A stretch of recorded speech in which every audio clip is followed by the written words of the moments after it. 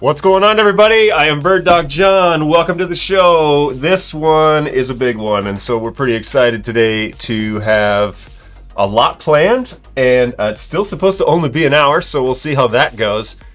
But yeah, big launches overnight, or first thing this morning, I guess, here in the US, where there's been a bunch of LTS stuff that's been then pushed to public, and well, a bunch of other things we're going to talk about. So we're pretty excited.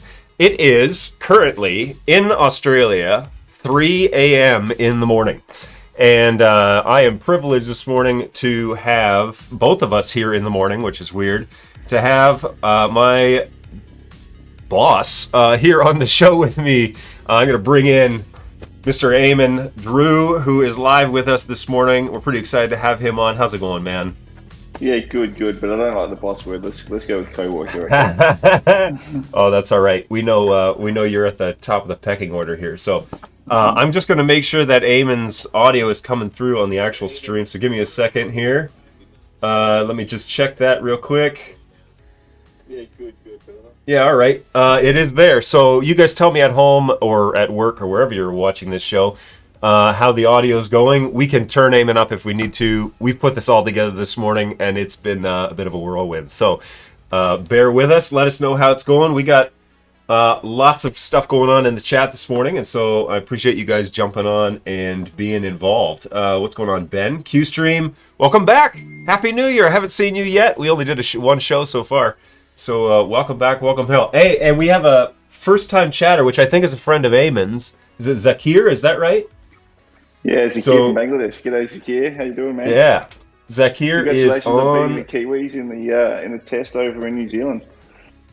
That is pretty cool. Thanks for joining us. And Zakir followed the channel this morning, so shout out to him, as well as was a say, I guess. I don't know. I butcher these usernames, so Yeah, hey, thanks for joining on. Really appreciate that and following the channel. That helps us out because then I could turn around to Eamon and tell him, no, look, people are actually paying attention Well, to our Twitch show, but also we can tell Twitch, no, look, we're live and doing stuff and relevant. So all great. Thank you so much for following. I really appreciate that. That does mean a lot to us.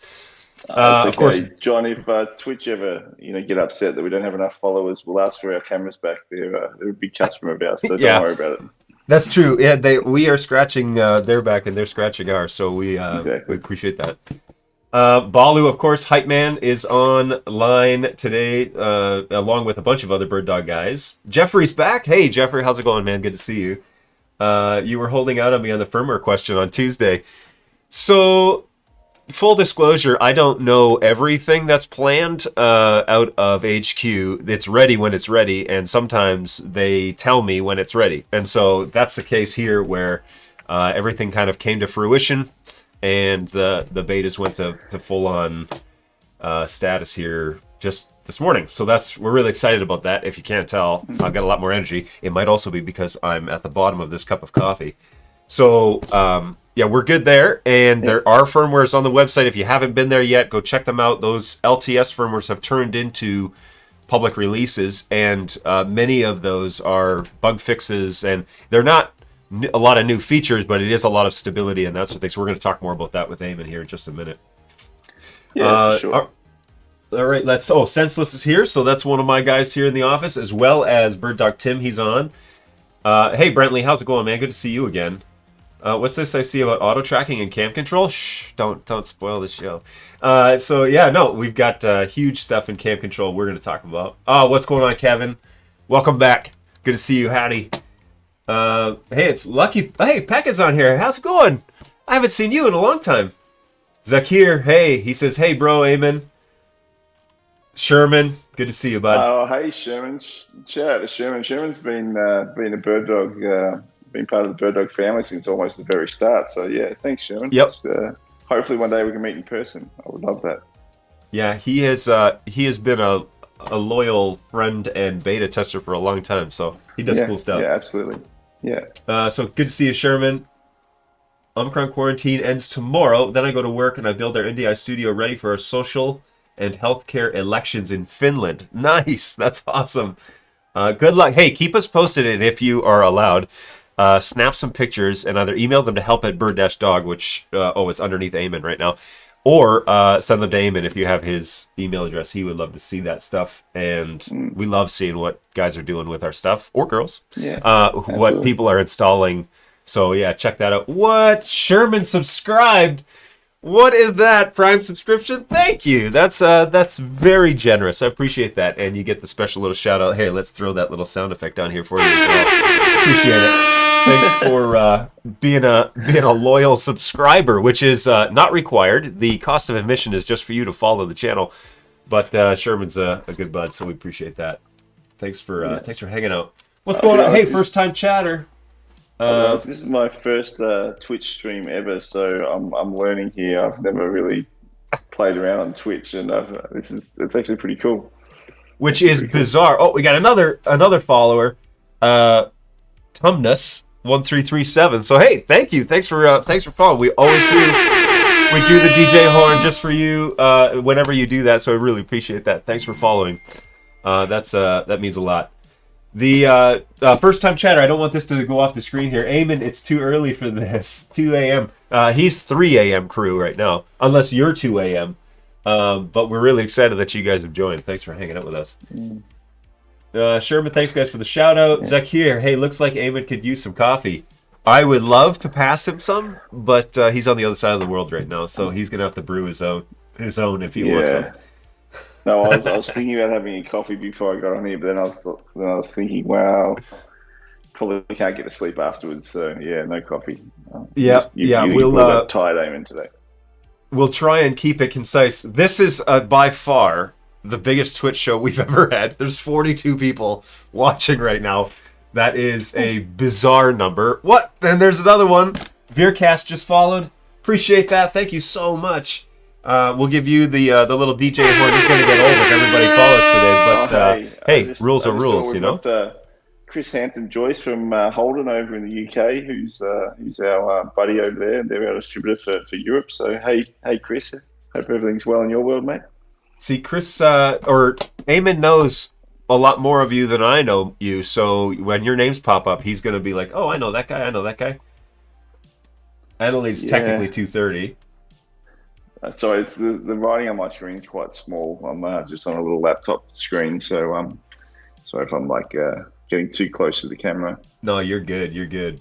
There's no rules when it comes to Twitch other than someone said something about a volume boost on Eamon.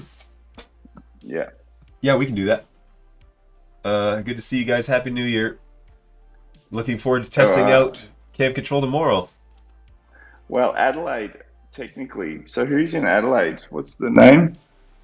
Is that? Wasasay? I know a few people in Adelaide. I think that might be DC though. Is that DC? Sorry, I'm going to check the audio. I just changed the gain on Eamon's.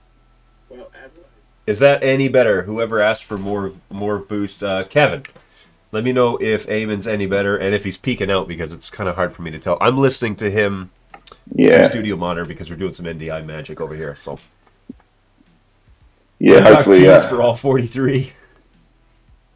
BirdDog tease for all 43. We should try and make that happen actually.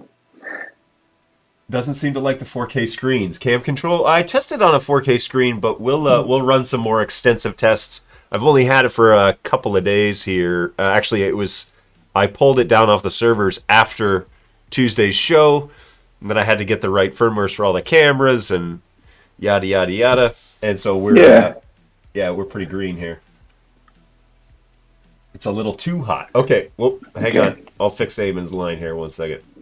Yeah, the 4K screen's interesting feedback because I was testing it in the office. Must have been yesterday, and it was working fine. So all the resizing was working. I did notice one quirk. Let's call it a quirk.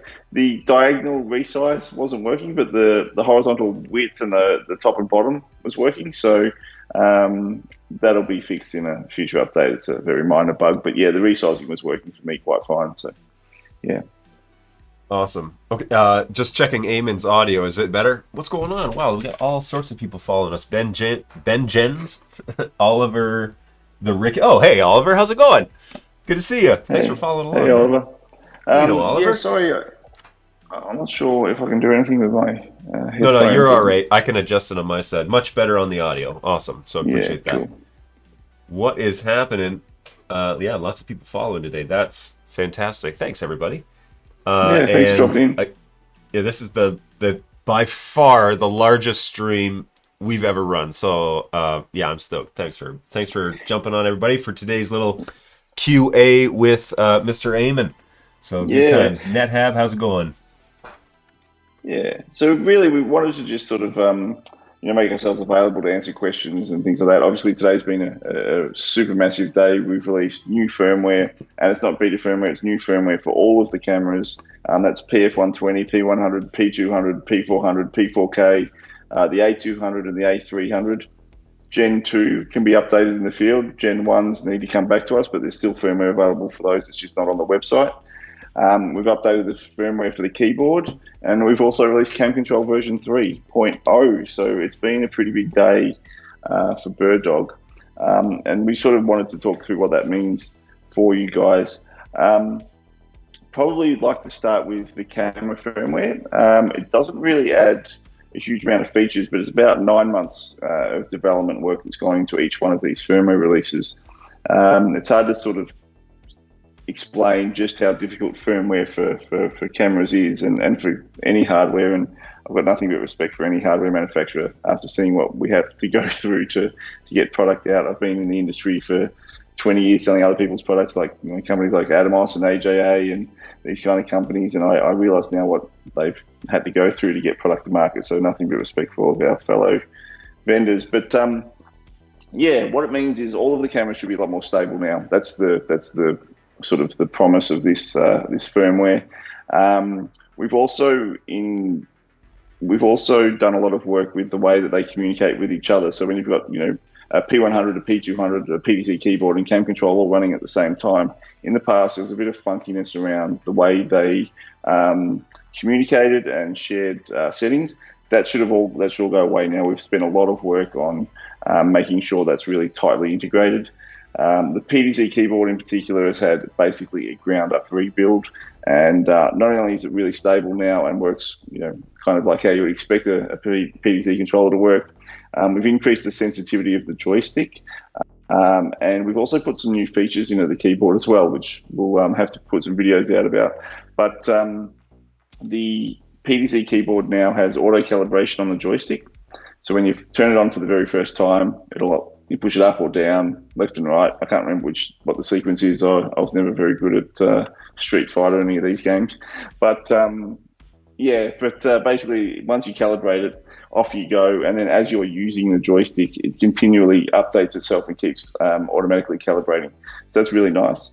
The second thing with the keyboard is the F buttons are now controllable via API commands. So you can drop in a HTTP command or a JSON command and do things like use it as almost like a Stream Deck or something like that to switch vMix or OBS or recall macros in a TriCast. So basically anything you can think of to run a HTTP command or a JSON command using those keys. So there's 6 of those buttons. It's one less thing you potentially have to carry around in your streaming kit. So that's really nice as well. And I think that my favorite feature is what we're calling router output.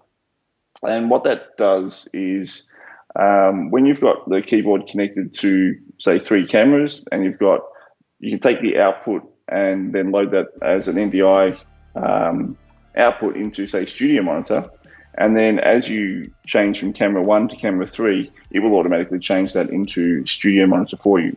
So it's kind of like it follows whichever camera's live, sort of like a switcher, program to preview to program, and it will then put that camera live into Studio Monitor. So that's a really nice little feature as well, and it's available now in the latest firmware, so you can test that out today. So that's sort of the firmware stuff. Then we get into CamControl 3.0, which is sort of the headline release today, because we've given everybody free auto tracking. And this has been something we've been working on for well over a year. And there's more features coming for CamControl 3.0. We're not stopping there, but we didn't want to hold back the release once auto tracking was ready, because it's such a cool and exciting thing to give all of our customers. And it's, as I said, it's free. So the auto tracking can work in sort of 2 modes. You can have facial recognition, and you can adjust the size of the red square depending on the sensitivity you want, and it'll track that person around via the face. Or you can do body tracking, so it'll track the person around using the shape of the body and that sort of thing. You can play around with whatever works best for you. We found it's actually quite good compared to other systems that we've tested for auto tracking. Of course, it's never going to be fast enough for things like sports or anything like that, but for educational applications where you've got someone walking around in a lecture theatre or something like that, house of worship, we see really strong applications there. And your TEDx style talks where someone's a presenter's walking around on stage, it'll work perfectly for that as well. So it's a really nice feature. Some of the other improvements we've made in CamControl as well are things like the resizing of the window, which we just spoke about. Someone reported that they're having a bit of funky issues there, so we'd love to hear more about that. But in my personal testing, it was working great. And we've also changed a couple of things. So now you can have 4 cameras in CamControl instead of 3 as it was before. Which is nice. So if you've got a 4-camera shoot, it works.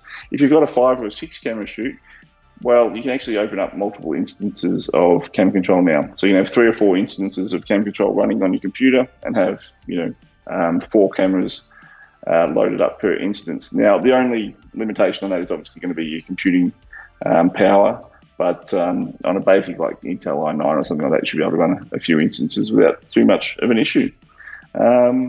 So that's sort of the updates. And I know, John, you are bursting to show us some of this new cool stuff. So maybe we can do that. I've got everything kind of lined up. Well, I hope. And so we want to take any sort of general questions you guys have. Drop them in the chat. We're going to keep Eamon online here for a few minutes, but he's pretty sleepy-eyed and he's going to need to take some time off in the morning. So throw your questions in. Animated. And then I will we'll let Eamon go to sleep, and I'll demonstrate most of the stuff, and we'll try and cover as much of it as we can. I'm planning on taking the time I need to do that so we can hang around and chat for a bit.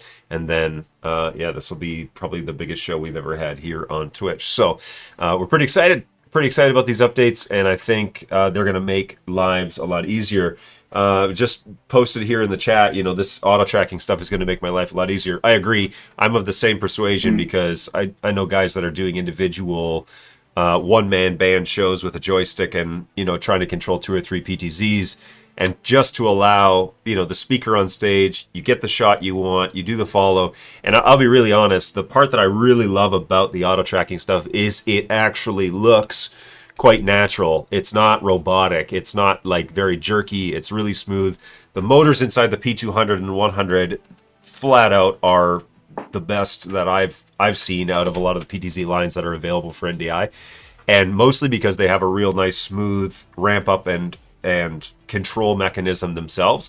And so now that we're taking away the joystick, command, which has its own unique look and feel to it, once this auto tracking stuff locks in, it's really natural. It works really well. It looks quite pleasing to watch, which is great because the last thing you want is for something to just kind of be hard to watch. And so with the motors that are already built into the BirdDog products, and then this new innovation that's happening, CamControl 3, I think it's going to make one-man bands 1,000 times better, to be quite honest with you. So we're really excited about that. I'm blown away with it, and Balu was here when I first installed it and started playing with it and figuring things out, because that's the way that it rolls. I don't like the engineers giving me a tutorial necessarily on every little thing and how they did it.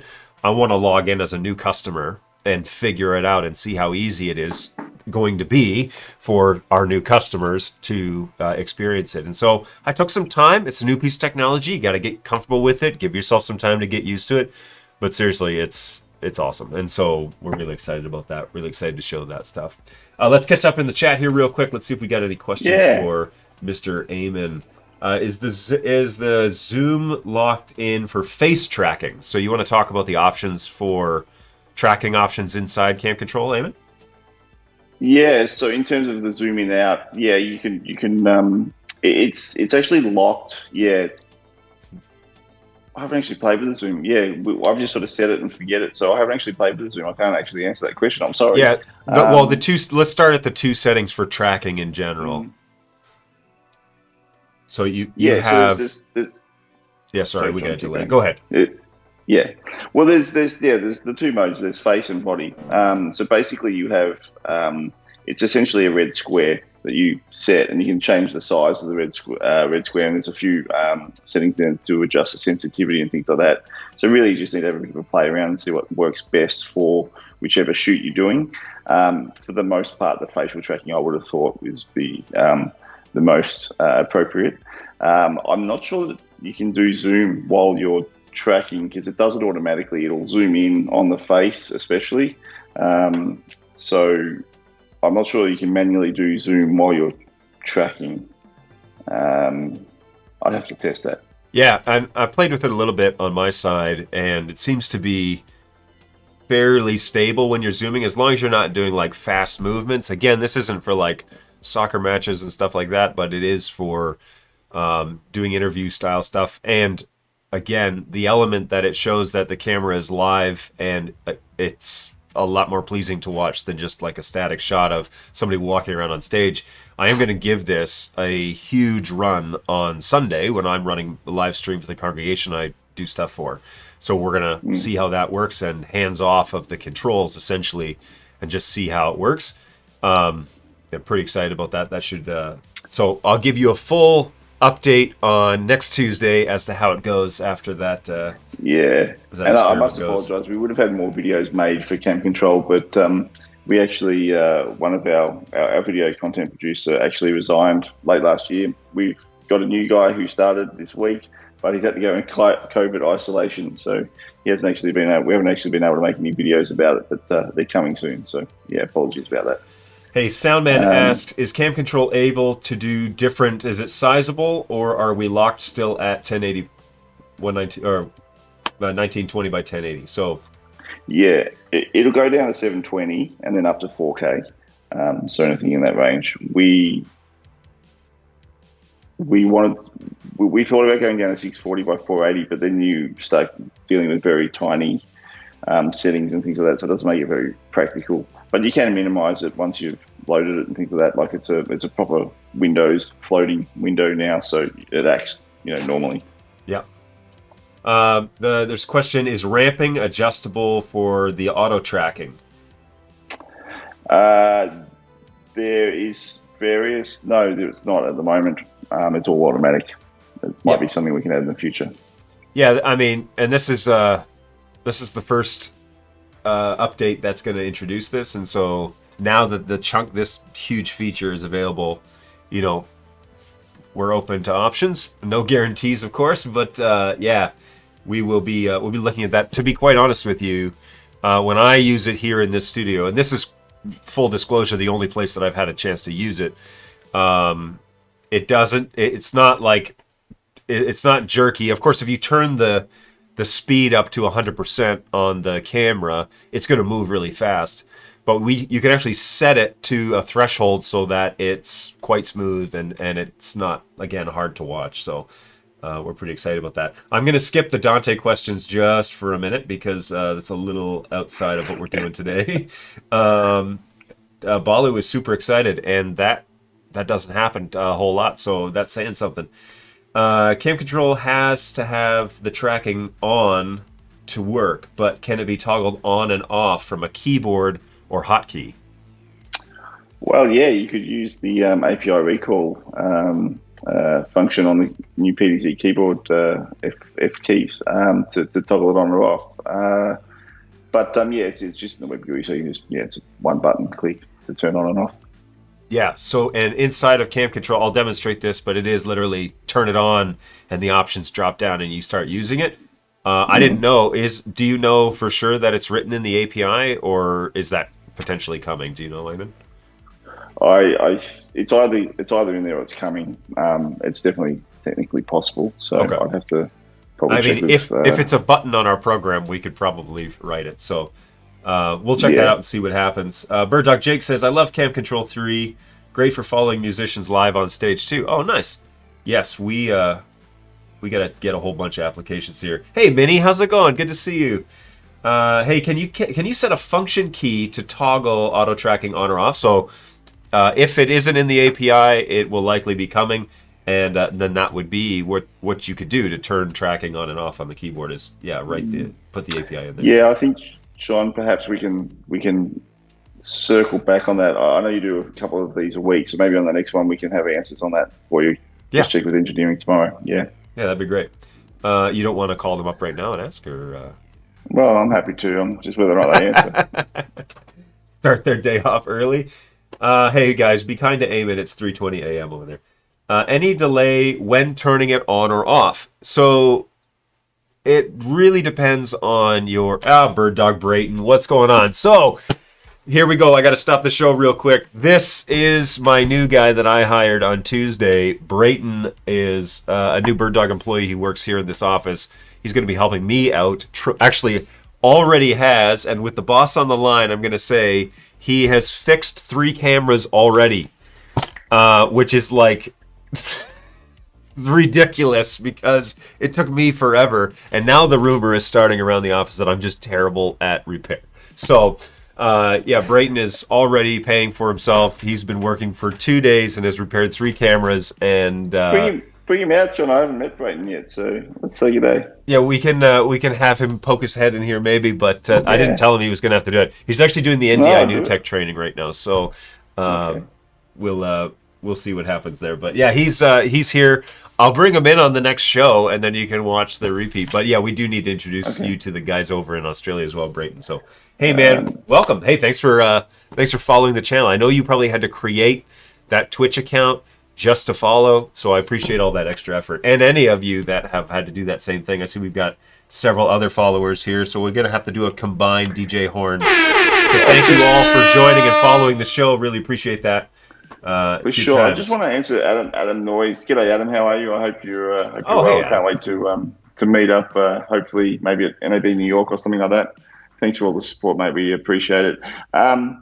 In terms of the tracking and how it compares when two people walk in front of each other or something like that, we found it actually works quite well compared to other systems. It's not foolproof, it's still an AI algorithm, so it's not bulletproof, but it copes pretty well. I'd rate it about a 6 or a 7 out of 10 on that compared to other systems. We ran a test where actually we called Brayton in here to show him the auto tracking stuff and explain why it was such a big deal, because he's brand new to a lot of this. And I walked into a frame with him and then walked out of the frame, and it kept up with me, and it didn't switch to him on its own. So I suspect that if I walk to the center of the frame and then he walks out, it might switch to him. But we'll run those tests and see what happens. And just also, it's a free upgrade, so we'll take what we can get type of thing. But we're really stoked about that. It's actually very functional though, even though it is free. We did some tests in the office where we were walking behind poles and things like that, and behind and then coming back out again, and it kept up with us. So it's actually pretty good. Obviously, just test it yourself and see what you think, and see how useful it is for you. But I'm very confident that our customers and users will get a lot of benefit out of it. Yeah, and as of right now, I feel like it's going to be a great tool in the belt for like the one-man band guy. It doesn't mean that you can turn your stream on and like walk away from it, but it does mean that it's an extra added piece that will hopefully make your life a lot easier. So we're really gonna give it a run. I'm gonna put it in a couple of live environments that I know of and just see how it performs on BirdDog PTZ cameras. But so far so good. I'm really impressed with it here in the studio. I've got controlled lighting. I've got control of the whole thing. We will demo some of it, but but we've been really impressed. Just as like out of the box experience has been really great. So. How many cameras have you fixed, John? Hey, senseless. No one invited you to this conversation. There is very minimal delay turning on and off with tracking in my testing so far. That's from Sherman. That's great. Cool. That's great. Hey, just a quick shout out to Thomas L, who is a super VIP and is had a big part of helping us get this to market. So, hey, Thomas, thanks for all the help, mate. Big shout out, and I can't wait to get over there and say good day to you, mate. Yeah, there are a lot of people that are waiting to sit down and have a beer with Eamon. So it's been a while. Hey, like been locked up for 2 years, 18 months. How long have you been? Yeah, something like that. I like beer. I like scotch. I also like water and Coca-Cola. So it doesn't always have to be alcoholic. Oh, gotcha. Maybe I've discovered kombucha in the last couple of years. So I'll have a booch with anybody. There you go. I started trying to make my own, but I don't know, I was traveling too much and I just couldn't get the hang of it, so it's easy to buy it. That's funny. Can you override it with the keyboard in case it goes crazy? So you can, but you really should have CamControl accessible to turn it off because it's going to continue to try and track. And so I've noticed that I can override it with Studio Monitor, or I can override it with the keyboard, which I have one here today. But in general, you're going to want, like I said, you're not going to want to walk away from CamControl. You're going to want to have it accessible. And so if you've got a problem, you can turn it off and then grab or run to a preset or something like that. That seems to work. Yeah, I really think just based on the feedback in this group, John, that getting the API stream for toggling on or off, whether we're using our keyboard or a Stream Deck or something else, then I think that would be a great idea. So if it's not readily available, I think we should put that on the fast track list as a dev item. So I will 100% make a note of that. Yeah, cool. Let's keep going here. Hey, thanks, Sherman. Hey, Eamon, Thomas here. We just said hello. If it does go off, can you turn off tracking? You can use the joystick, but the auto and the joystick fight. But that's what I've experienced as well, a little bit. But if we can figure out that API button and you can program it on the keyboard, you should be good. Congratulations, we're so excited. So that's from Thomas to you, Eamon. It's good stuff. We are too, Thomas. Thanks, man. Okay, well, it is 11:30 here, which means that it's 3:30 over there. We're Eamon, if you hang on for 5 right now. 3:30. If you'd hang on for 5 minutes, we'll let any sort of last questions come in. Question from Minnie. Hey, is Mac support expected for CamControl? Yeah, we get asked about Mac support for all of our applications a lot. I don't have any timelines or anything like that, and we need to be careful these days about what we commit to. But Mac applications is something we're looking at. So, if we're saying we're looking at it now, then we're probably a year away. But definitely I use the Mac myself, so I want Mac applications too. Let's just put it that way. Yep. And there's a lot of the industry is in Mac house. We're not, oblivious to that. So we run both here in the support office because that's what everybody has is either PC or Mac. And so, the lack of the software for the Mac platform, we hear that all the time, and we totally get that. But it is a long way off, which means we'd have to hire Swift programmers probably that could, bring over our concept to a Mac platform, and that's basically starting over. So the core items, the NDI libraries and that sort of stuff is all there, but and even the design is probably all there, but really getting it to work and work really robustly, that will take time. So it's in the future. It's definitely on the CMO's desk as to a desired feature, but yeah, we don't have any sort of timeline yet. So PC for the win, Adam. Well, they are less costly. So Sherman asks, so would that API auto track command be pointed at CamControl? Probably, because we need to turn off the feature on CamControl, but we'll have to probably talk to the engineers about how if and how it's possible, how quickly we can turn that around. But yeah, that would likely be the case. Cool.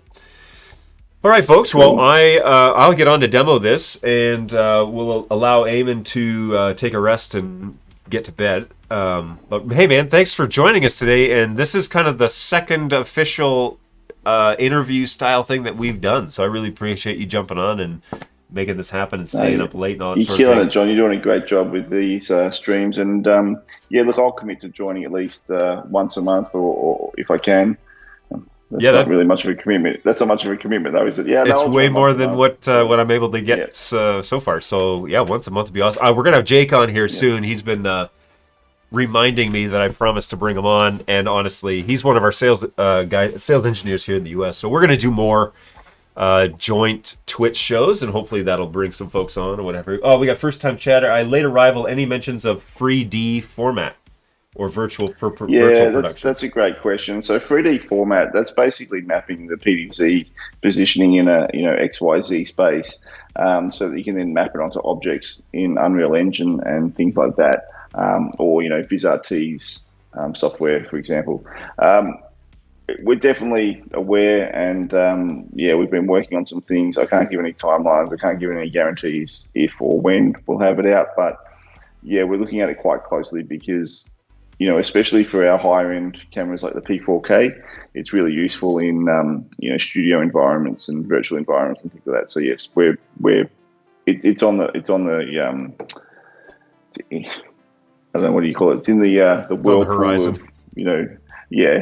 of development. So it's in there somewhere. When, I don't know, but yeah. Yeah, it always ends up being the question, what do we spend our time on? Because that ends up, we end up having to really get our developers to, there's so much they can do. So it's a matter of allocating their time correctly and figuring out what that looks like. So, Zakir, just to answer your question, sports, not right now, mostly because fast-paced stuff, it's not going to be able to keep up, but definitely classrooms, lecture halls, houses of worship, all that sort of good stuff. This is where this application is going to work well.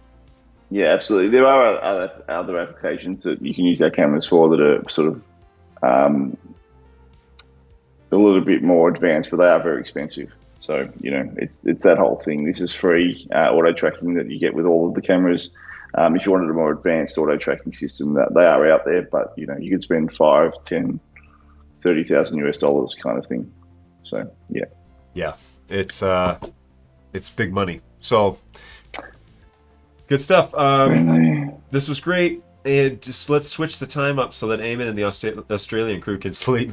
Yeah, I do live in Michigan, and so the timing of this show is midday for us, and it's sleepy time for the rest of the world. So even London, they're shutting down pretty soon. It's 4:30 over there. So I like the way my man in Adelaide thinks. I'm just assuming he's man. It could be a woman too. So I apologise, but I like the way you think over there in Adelaide. Is it what was it say? Yeah, what does it say? What does it say? Yeah. Eamon needs glasses. No, Eamon needs a bigger screen. We need to buy Eamon a TV. Yeah, I probably do need glasses though as well. That's I'm awesome. getting old. All right, well, we will let Cool. you. We'll let you jump off and head off to bed, man. And I will begin demoing some of this stuff, and we'll see how it goes. Who's that? Who? Oh, Tom Sinclair. Is that the Tom Sinclair? Hey, That Tom. is Tom. What's going on, Tom? Thanks for all the support, mate. And Tom, if you want Dan or I to jump on one of your shows, just reach out. We'd love to get on and talk about the new stuff for the cameras and keyboard. Yeah. Yeah, that'd be awesome. No, it's good to see you, Eamon. Cool. Ooh, on the public offering. Who was that? The Tom Sinclair. That's Tom. Yeah, Yeah. thanks, Tom. That's that's one of those things. We needed some money into the business so that we could accelerate the product roadmap, and that was sort of the best option. So, yeah, Dan and I are not going anywhere. We're in it for at least 5 to 10 years still. So don't worry about that. We're not going anywhere. Yep, we're pretty excited about that. It's big news here in end of 2021 is when all that rolled out. Yeah, it was a crazy time. So Yeah. yeah. Yeah, and now you see why. Now we have all these firmwares that are available, and we have all these new bells and whistles that are coming out. So I promise, I can make you one promise here, and you can record this and you can play it back, because I know that we will live up to this. This will be, we'll have at least 2 more product announcements this month. There you go. wow, there you go. I'm not allowed to drop that sort of information on this show, so that's why we have Eamon on. Yeah, don't post that on Facebook. People will just pick me up. It's a Twitch exclusive. That was the price of admission, folks. Exactly. That was worth it right there. Yeah. Cool. Well, awesome, man. All right, Thanks guys. so much for staying up with us. I really appreciate it, and making this all work. And we'll have you on again soon. Yeah, awesome. Thanks, guys. Yeah, and John, good luck with the demo. And guys, stick around. John's going to do a demo of CamControl and show the auto tracking and the interface and things like that. So yeah, thanks everybody for jumping on. Can't wait to see you all actually in person. Hopefully 2022 is the year we can get back out to trade shows. And we've got a stand booked at NAB over in the USA. We'll be going to IBC as well. So if any of you guys are going to those shows, I just can't wait to see you guys in person. So yeah, thanks for all the support. Cheers, man. Take it easy. Okay. Get some rest. Take it easy. Thanks, John. Later. See you, man. Okay, bye. Awesome. All right. Well, good stuff. If you want to stick around for a demo, we're going to talk about some of these items. So come hang out and see what we can do. Feel free to throw your questions in there. Hey, if I don't know the answers, I will definitely find out for you. We've got a whole slew of BirdDog employees who are on the clock right now, and not necessarily guys that are supposed to be sleeping. And so if I don't know the answer, I got a whole bunch of sales guys. I got a whole bunch of technicians that are all hanging around. So we can definitely try and get those things answered. So let's talk about some of the firmwares and stuff like that right now.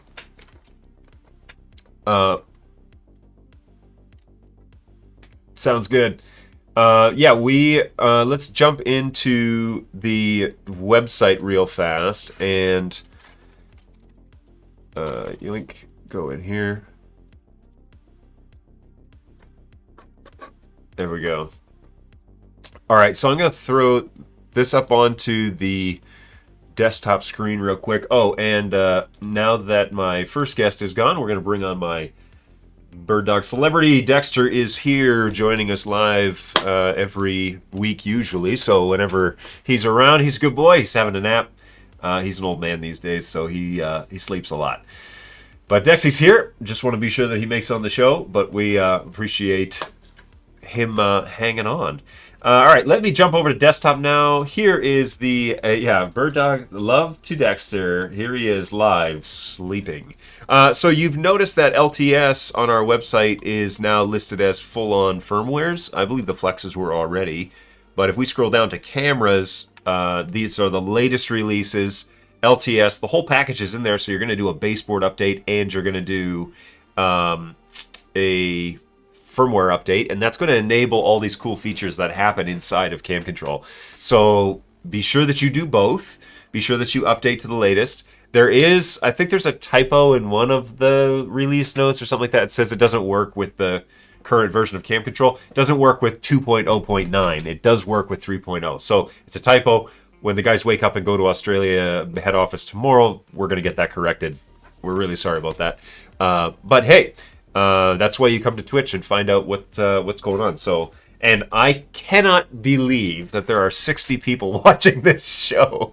So, hey, thank you so much. We do this twice a week, Tuesday, Thursdays, 11 to 12. We have, now I can legitimately say, we have on other BirdDog employees, guys that you really want to see, like Eamon and Jake and Dan and whoever. And we're planning on doing a lot more of that here in 2022.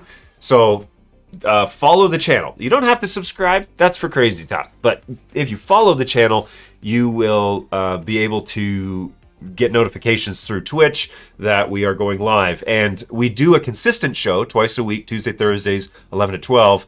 But we also want to start doing a fair bit more of like impromptu stuff. So we'll do special shows and that sort of thing. More on that later. So, and I want to do something at NAB with Twitch. And so if you're not able to come to NAB with us and meet us in person, we want to do some live stuff, maybe even just videos, and then just broadcast those over Twitch, over this channel. So you're going to get some cool content. All you got to do, follow us on here, and you can set up notifications in Twitch when we go live, and then you don't have to rely on social media and all that stuff. So yeah, come hang out with us, and we're hey, there you go, just like that. Really appreciate that. Tyro Elite, thanks for hanging out with us. We can give you the official shout out. That is for you. Appreciate you following the channel. Thanks so much. Okay, so LTS, here's the website. bird-dog.tv/features/firmware-updates. This is where you're going to find those LTS updates, and they are now pushed to public. They're out of beta, they're in public, and so feel free to grab those. Now, if, as always, if you come across things that we need to know about, potential bugs, you're having issues with the update or whatever, shoot us an email at help@bird-dog.tv, which is over in that far corner, usually under my video, but not on the desktop screen. Hit us up at help@bird-dog.tv. Let us know what's going on or what you found, and we can coordinate that with HQ. I have a support agent that works in Australia now, and so we use him to pass data in real time to the engineers. I've also got like 4 other guys that are working full-time, answering tickets and keeping tabs on things. And so that email will generate a ticket, and I've got a whole team of people that are watching that are watching the desk. So it is live. We will get back to you as soon as we can, we promise. We're usually pretty good about that, and yeah, reach out to us over there. All right, sorry, let me check up on the chat here. Probably missed this somewhere. What does LTS mean? And then somebody always answers that later on, but in this case, it's long-term support, LTS. It's just kind of a nickname, but it's how we know. It's a major upgrade from the previous firmware versions, and so the LTS tag is on there because there you go. NetHab already told you, long-term support. Even someone from Istanbul, it's already 8 p.m. here. Oh, man. Well, thank you so much for joining us. I really appreciate that. Thanks for hanging out. And Bagelchi, hey, thanks for following. I always butcher names, but I really appreciate that. Thanks for hanging out with us today and following the channel. I really appreciate that. Qstream, when and where is NAB? Vegas, usually in April, is the big NAB conference. And then there's one in New York in October sometime. It's a much smaller version, but anyone that's anything in the broadcast realm goes to NAB Vegas.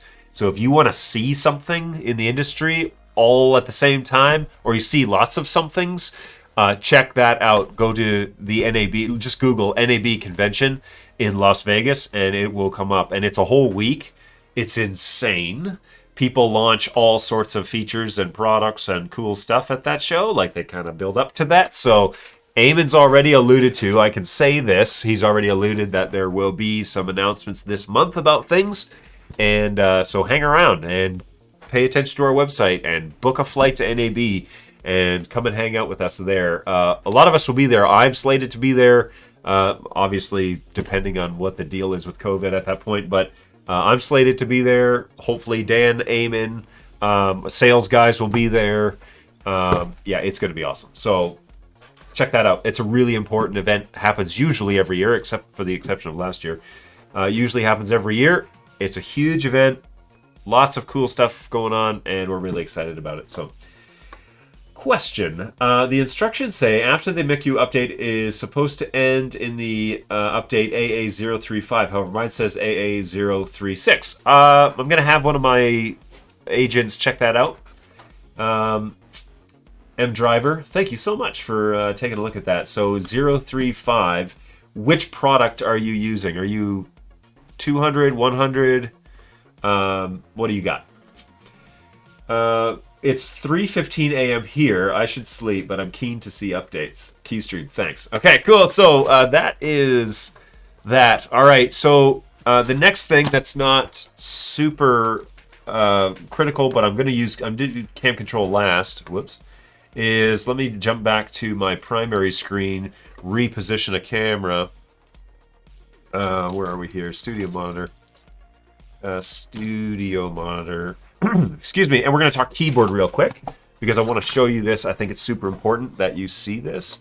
So, where are all my sources? All my sources have disappeared in Studio Monitor.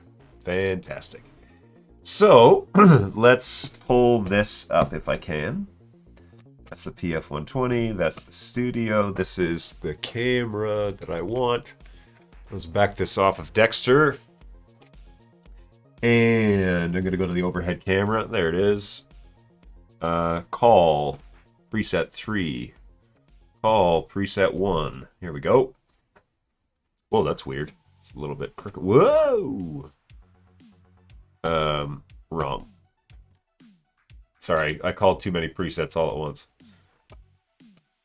I'm doing this wrong. This is my first day with a keyboard? Come on now.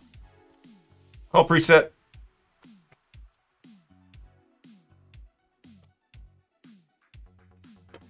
Yeah, it really does feel like my first day. Did I miss the CamControl demo? You sure didn't, Tom. That is coming up real soon. Thanks, everybody, for hanging out with us. My iPad is quickly dying, so I got to plug that in because I'm going to lose my monitor if I don't do that. So, here we go. All right. Cool, everybody. Let's take a... Do not allow. Let's take a quick little dive into keyboard. I'm just going to zoom this in so that you guys can see. Whoa, there's a major delay on the... there's a major delay on this NDI signal, but it's definitely OBS. So, all right. The major update for keyboard, the thing that we're super excited about, there's two major features that we want to share with you. The first is desktop. Oh, crap. The first is, let's do overhead camera. Sorry. Okay. So the first thing that we want to talk about with keyboard is this, the API stuff. So you can now, with the latest update, you can program the function buttons to call API commands, and you can associate them with cameras, or you can associate them with anything. So it's not just BirdDog camera exclusive. If you have APIs that trigger things elsewhere, you can put the commands in the keyboard and they will do them. So we're really excited about that. It provides a huge level of functionality, and how you do that is you do that on the web UI of the keyboard. So we would go to the IP address in Chrome, go into the web UI, and then there's a new API menu that's in there that you can assign the function button that you want to do the API command. And you put the API command inside there, you save it, and then when you press function 1, it does that. So let's say we have an API command that changes the scene on my show, which then shows the next, it triggers the transition or whatever. That means that you could press that and control your switching system over the keyboard. So it's a beautiful, it provides a lot more diversity for those 6 function buttons. And we're really excited to provide that as a free update in the keyboard. Whoops, didn't mean to move that. The other major update for this is the preview window, what we're calling the routing window. And essentially what happens is the camera that you call on the keyboard will now show as an NDI output. And, the most practical place to think about this is in Studio Monitor, right? So we've got a computer, we're running a show, we've got a camera, and the camera is, oh nice, there they all are.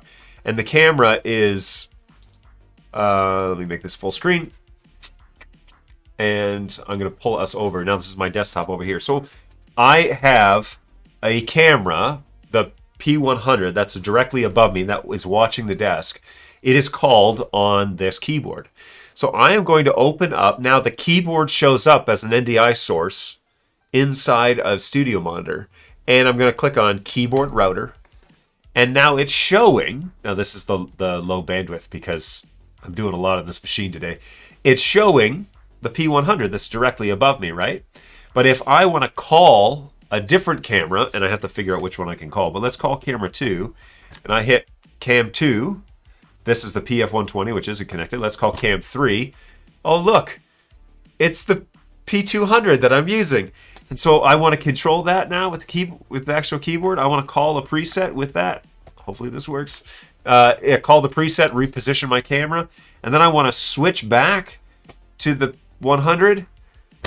You can do that, and it outputs that, it calls that into the router so that you can see what camera then you're adjusting. Isn't that amazing and awesome? And it doesn't require us to install a HDMI port and you to attach a screen. Now it's just all done over NDI. And when this was announced internally with the engineers, I was thinking that we would have a video out on the keyboard and it would be able to pull the NDI feed and show it, kind of like a preview or a loop out option or whatever. Maybe we could use the USB port to do something like that. No. The beautiful thing about NDI is that you can program it to do that and already utilize the NDI stuff that's already happening on your network. So now when we call the cameras, it automatically does it in Studio Monitor. It's so stinking awesome. And it's way better than any idea that I had.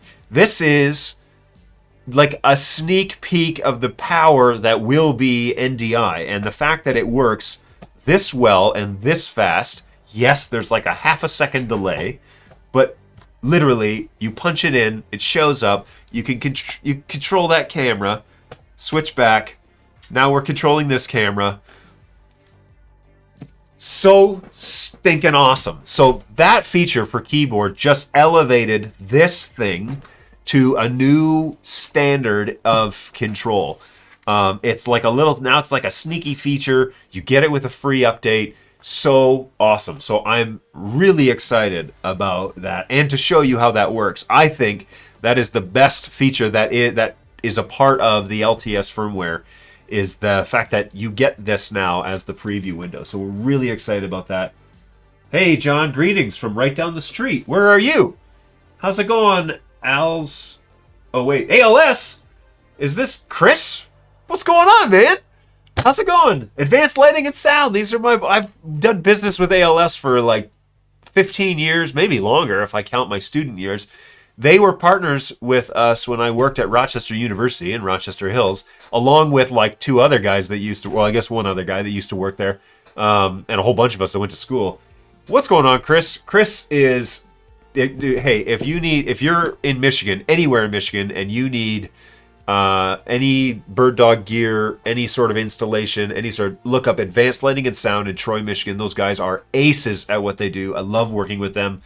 They can fix electronics. They can help you plan your NDI stuff. They can help you lay out your network so it works correctly. These guys are awesome. Check them out. Really, really great guys to work with. So ALS, I can't say enough good stuff about them. Hey, thanks. Hey, what's going on, M Driver? Thanks, I thought the same, but I don't want to mess it up, so it was... Tim, my P100 with AA hardware also shows up with SV number 36 after updating. It was 34 before, so I guess it's probably a typo in the instructions, not to worry about. Awesome. So yes, let's go with a 36. If Tim says it, he's done the double checking. I trust him. He's a good resource to check on that stuff, and we'll ask engineering tonight after the show. If you're looking for an answer today, let's go with yes, it's supposed to say 36. This is my favorite new feature of the LTS update so far. I agree. So stinking awesome. I like that. IT is taking over AV. I love it. What's going on, Ben? Purple Fire. Appreciate that. Maritime Credit. This is freaking amazing. Isn't it? I'm so stinking excited about this. We haven't even gotten to CamControl yet. Yeah, so fun. John is so adorable when he's excited, and it brings me joy. All right, Senseless. I told Senseless to pack up his things and get ready to go home today, but... All right, I want you to stay in the office. It's super cool. Also, the cog icon in Studio Monitor will... Oh, jeez. I totally forgot. So check this crap out. So I call the camera inside of here, and it switches on Studio Monitor. If I click on the cog wheel, it takes me to the web UI of the camera that I'm controlling. That is awesome sauce. It's so awesome that they thought to do that instead of taking you to the keyboard one every time. Because we know the keyboard IP address. That's not the issue. We can look it up here on the keyboard. No. Oh, crap. I'm having a problem with the camera that I'm controlling. Hey, something's up with this P100. I'm sorry. Something's up with this P100. I need to get into the settings. Hit the cog wheel. Right to the web UI. Inside the KB router screen. Stinking awesome. That is really customer-focused, forward-facing, intuitive crap. And again, we're just scratching the surface on this NDI stuff. If this controller can do this, it's awesome. Yeah, I'm really excited. Yeah, it's pretty amazing. Pandora, what's going on, Pandorka? Good to see you. I saw Pandorka over Christmas, and okay, spoiler, Pandorka is a part of my immediate family, and her niece came up for Christmas, and we had a great time, even though I got sick. She made the best of it, and it was great. So, what's going on?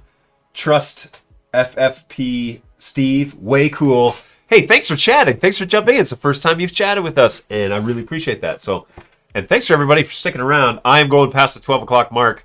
If you can't stay, I totally understand, but I really encourage you to stay because we're going to talk about CamControl in just a minute. Hey, that's great if you use the keyboard NDI as a webcam.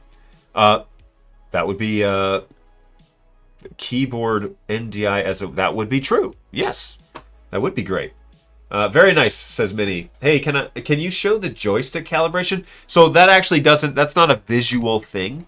What's going on here is... When you turn on when you link to a camera, this is what I was told. When you link to a camera and you get the OK screen, and by the way, it's re-pulling that. So that's why you see that little delay. When we did that, OK, boom. Now it re-pulls that stream. And if you're talking about workflow and you're talking about worrying about how much data is coming into your computer NIC card, now we're going to get really nerdy here. All right, now we're going to get into my wheelhouse of network. If you're really worried about the amount of data that's coming into your network while you're using the keyboard and you're watching the stream, I really suggest you use Studio Monitor and you use low bandwidth mode. And the way that you get there is you right click, you go to the source, or I'm sorry, you go to your settings, video, low bandwidth. It's going to give you the proxy stream that's coming out of the camera. Okay, the camera's output, full NDI, NDI proxy, NDI comms, and NDI metadata. Okay, it's doing a lot. But the proxy stream is only like 6 megs. And so you don't need to run 120, 130. If you're doing 4K, you don't need to run 200 megs just to use this function. Oh, and by the way, although it's pixelated, if we make it smaller, it's totally usable. Like it's totally, it's just fine. Okay, it's a good picture. It is pixelated. It's not super clean. It's not the full quality, But if you're just using it for positioning cameras so that you can set them up in your scene so that when your minister walks across stage and goes to zone 3 and you're ready to switch to it, if that's all you're doing, hey, just use the low bandwidth. It will lighten the load on the network, and it's super helpful. Anyway, so I strongly suggest you use that. The calibration piece that was just asked about here is when you call a camera, it calibrates to 0 because we're on the middle, all right? So it is going to calibrate to 0. But then the way that I've been told about this, and it's going to go off the screen here, but when you go to the extremes of the joystick, okay, it continually calibrates because it knows that this is 100%. And so over time, this gets quite precise in terms of it gets better and better and better as you use it. So the beautiful thing is that it continues to calibrate, because people were getting annoyed that, you know, the center was, wow, that is a really tight, wow, that dead space is a lot tighter. So people were, okay, so here's another thing. People were complaining that, man, I have to really like push it all a long way over in order to get to start. No. That has been tightened up. That center spot has been tightened up a fair bit, and it's really slow. Actually, this camera's PTZ speed needs to be adjusted. But whoa! But it is now quite precise, and you're going to have to turn it down. You're not going to have to use 100% to get it to function. Actually, I need it like 25%. Oh, that's so nice. Remember that you're sending commands over TCP, or actually you're sending them over UDP, to be quite honest with you. And so that's different than sending electrical signals to a motor, which is the traditional way of controlling PTZs. So you're gonna do this. It's a totally different method of sending commands. But the fact that they have it this tight, I always put my thumb under the joystick and then I slowly increase it so that I cross thresholds slowly and not quickly. There's a guy out there, I won't say his name because I'll probably invite a whole bunch of controversy, but he says, you know, if you want to move something really precise, like let's just say you want to move your hand super precise and you go really slow, that's one way to do it, but it's not as accurate as if you put resistance against it and then you move it. Now you have a whole lot of control because you're pushing against your hand and you're moving it at the same time. Well, same is true here. Is if you just leave your thumb, sorry, I'll try to put this on the screen. If you just leave your thumb, like if you just push over, it's going to vary fairly significantly. And by the way, this is mounted upside down on my ceiling. That's why we're getting the... it's going to vary, but if you add resistance, which is why I put my thumb under here at various degrees, and then I just push against my thumb, that's a lot more precise movement. So if you're using a camera and you're finding it's kind of jerky, provide some resistance. Either touch it underneath and push back and forth. I like to put my thumb underneath the joystick. My thumb fits quite nicely, and then I can actually push against it and get really precise movements. Very small incremental movement. So there you go. That one was for free. Purely the price of admission this morning was all that extra little tidbit was needed. So good stuff. All right, try and catch up on the chat, and then we'll keep going. That's a great use as webcam. I've already seen this. ALS Chris, it is. I assume you're agreeing with my promotion of ALS. Did I just see the zoom out without controller? I don't know. But perhaps. Was that a bug or a feature? Let's call it a feature. I don't know. I didn't see it, but it is possible. Wait, so if you use, let's say, a BirdDog Play, you would only need a monitor, and it will automatically change using keyboard? Yes, it would. That is exactly what I'm saying, driver. Pekka, can you use... I'm really sorry if I'm butchering your name, by the way. Can you use virtual camera to do that? I'll let them respond there. Are you? Shout out to Rochester College. Advanced, yeah, avl.com. There is that website. Hey, sounds like it, says NetHab. I had to step away for a moment, and I missed most of the description about the connection to Studio Monitor. Is that documented somewhere? Yes, and there will be videos that will come out really shortly. We've had some COVID stuff go on in Australia, so our content creator, like Eamon was saying earlier, hasn't had the chance to do all the video tutorials that we wanted to have ready, but those should be coming out in the next couple weeks, so keep an eye out for that. Night all, I have to go. Take it easy, Qstream. Thank you so much for joining us. I really appreciate it over in Denmark. Hey, that's true, but for a nod, noob, that could be easier, like teams and such. Oh, I see. There's we'll say Lucky responding. That way I don't worry about butchering your name. Hey, will this broadcast be video on demand afterwards? As we have to go shortly. I'd like to see the new controller features. We'll see. We'll see. Actually, it should stay up for 2 weeks on the Twitch channel, so yeah, it should be available. Is the calibration data lost on loss of power? Will it recalibrate each time you power it up? It does recalibrate each time you power it up and each time you call a camera. Okay, so now it's calibrating the P200. Okay, and it does it live all the time. So every time you call a camera, it calibrates the joystick over and over. It's a live accumulation of data. So I do believe it dumps it after you turn it off.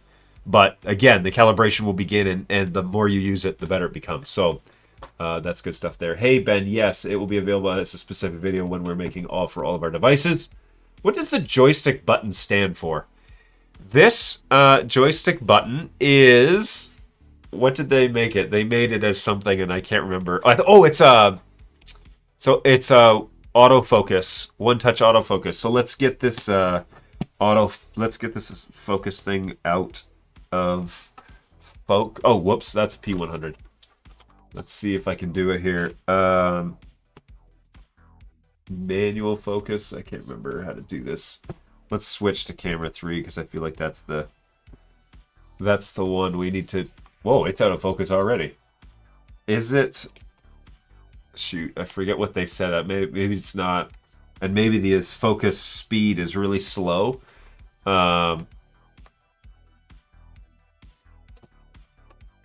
Yeah, I can't. Oh, shoot, I can't remember. Jake, what is it? Jake will know. That's correct. If BirdDog plays receiving the keyboard router feed, it will automatically switch. Joystick button. Someone will know. I've forgotten what it is. Sorry, there's a lot going on in my brain right now. Hey, Ben, yes, it will be available specific video. Hey, nice job, BirdDog. Can't wait to get my hands on this for the updated kit. I agree. And if that's you, Ben, signing off, thank you so much for joining us. Otherwise, hey, stick around. Hey, Sherman, after the keyboard boots up, you must put the joystick to all extremes to do the initial calibration. I believe every reboot of the keyboard. Correct. That is correct. Hey, cheers, John. Take it easy, Ben. It's great to see you. Hey, great tip. Okay, we're caught up. So this feature I'm uber excited about. As I told you, when you select it, it shows it up there. So stinking awesome that it does that. All right, let's talk cam control. This is the moment that everybody's kind of been waiting for. Actually, the 57 of you that are still here, hey, thank you so much. Really appreciate you guys jumping on and hanging out with us regardless of what time of day it is.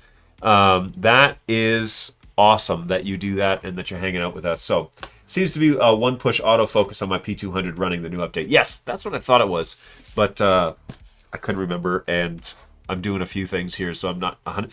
Okay, also full disclosure, I'm using a board that's not the latest. This is an original, and so yeah, it's a, if you will, it's a first run of the manufacturing. So it works. It does the features you just saw, but I haven't actually tested every little button yet on the new LTS. So there you go. You get what you pay for around here, I guess. Currently running my camera and cam control as we speak. Awesome, Kevin. Keep us posted on how that's going. The joystick top button. Yes. All right. So cam control. We are going to boot this up and put this on desktop. This is what CamControl 3.0 now looks like. As Eamon was saying, it does do 4 cameras, and the tracking option is available for all cameras, for anything that's being used inside CamControl. Now, as you know, CamControl BirdDog software is for BirdDog products, our ecosystem. So, as you buy more BirdDog cameras, they will be available here in CamControl 3.0. So, you do need to update to LTS, to the latest firmware that's available on the website today, in order for the features in CamControl 3.0 to work. That is mission critical.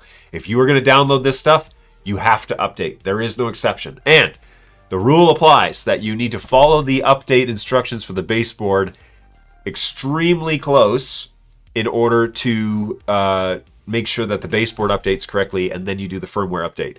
As always, we've been doing this for about, like, what, 8 months now?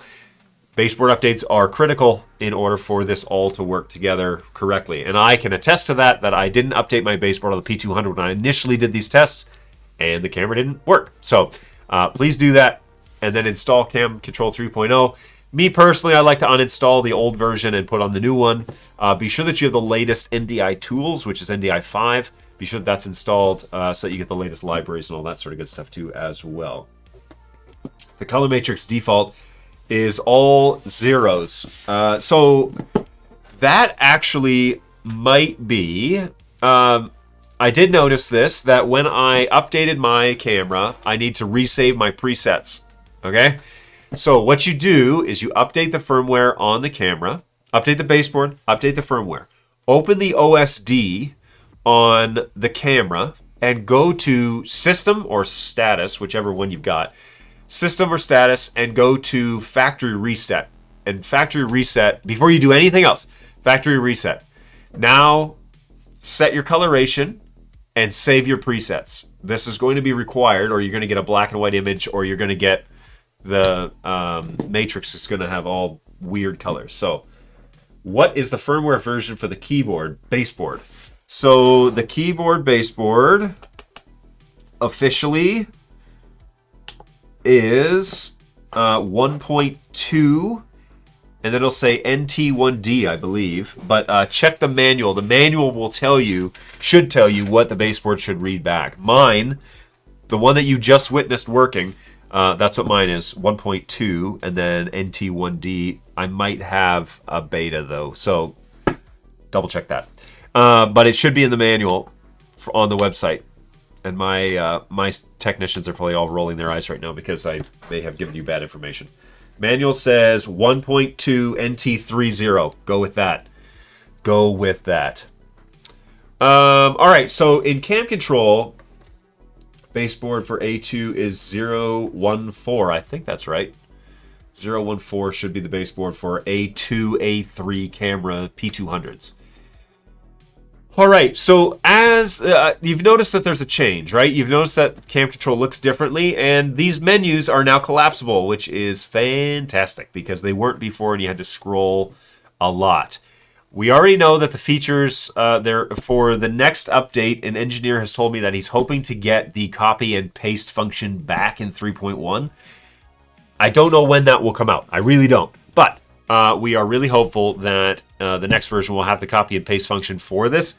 The issue is that I'm pretty certain you're going to need to have the same model camera, so an A4, A5, or an A2, A3, in order for the copy and paste function to work. Because you're going to notice your A2, A3 cameras are going to have different baseboards now than your A4, A5.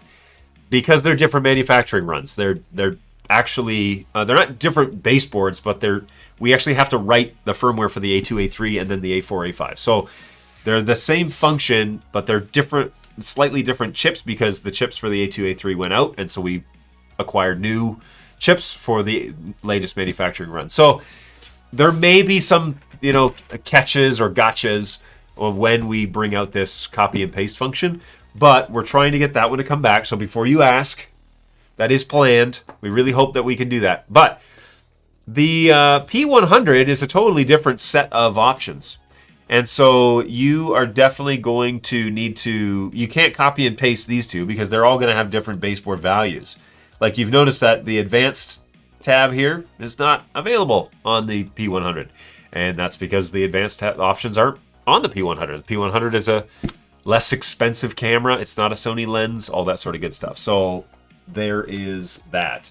The color matrix is default to 0, so do the factory reset option. Let me know what you find out there, Kevin. Let me try and catch up here in the chat real quick. Also note the P200 following baseboard update, preset memory gets turned back on. Oh, interesting. I didn't know that. What's going on, Wesnet? Good to see ya. You popped in here. Not updating as it should. I'm checking again. Yeah, check the USB. It may not like your USB media, so you may have to use a different one. Sorry, I wasn't listening closely. I thought that we were on P200. Doesn't scroll lock between cameras. It does not. That feature was requested, and I haven't asked the engineers about it because it's kind of a nicety.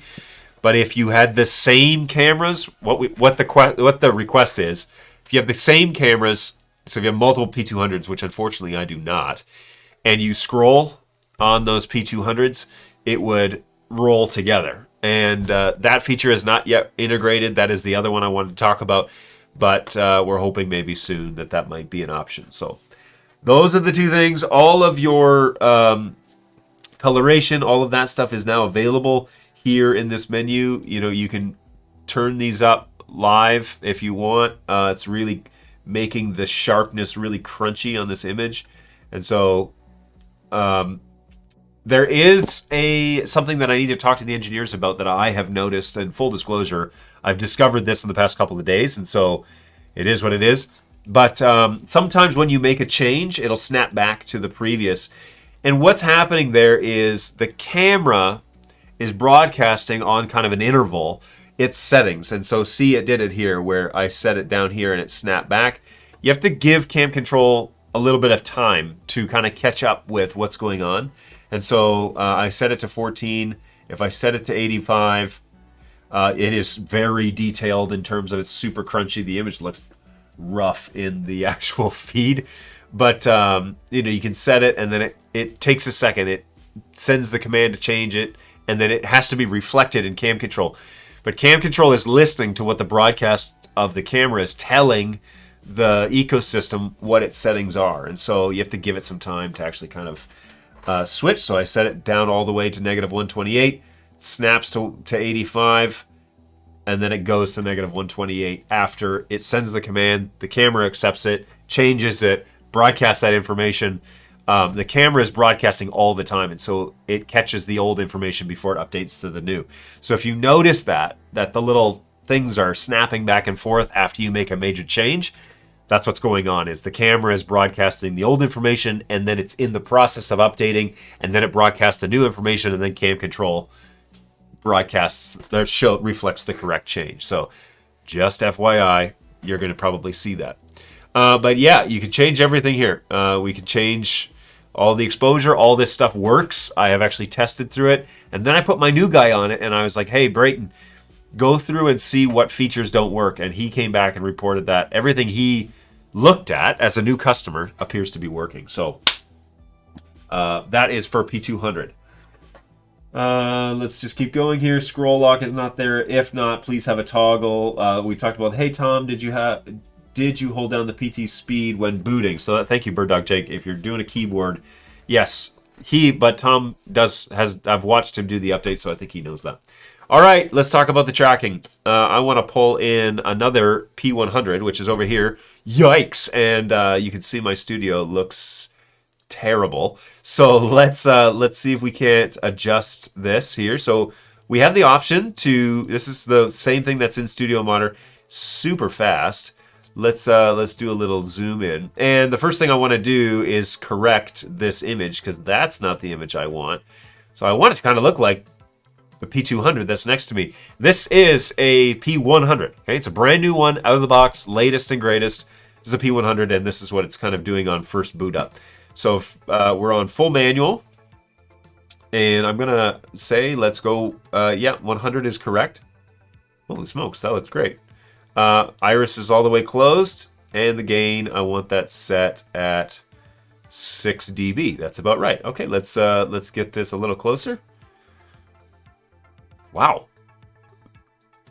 that's like super close, like really close. That's wow, that's cool. All right, so I mean, it's a little bit shaded. Let's see if we can change the white balance on this puppy and get a little more red.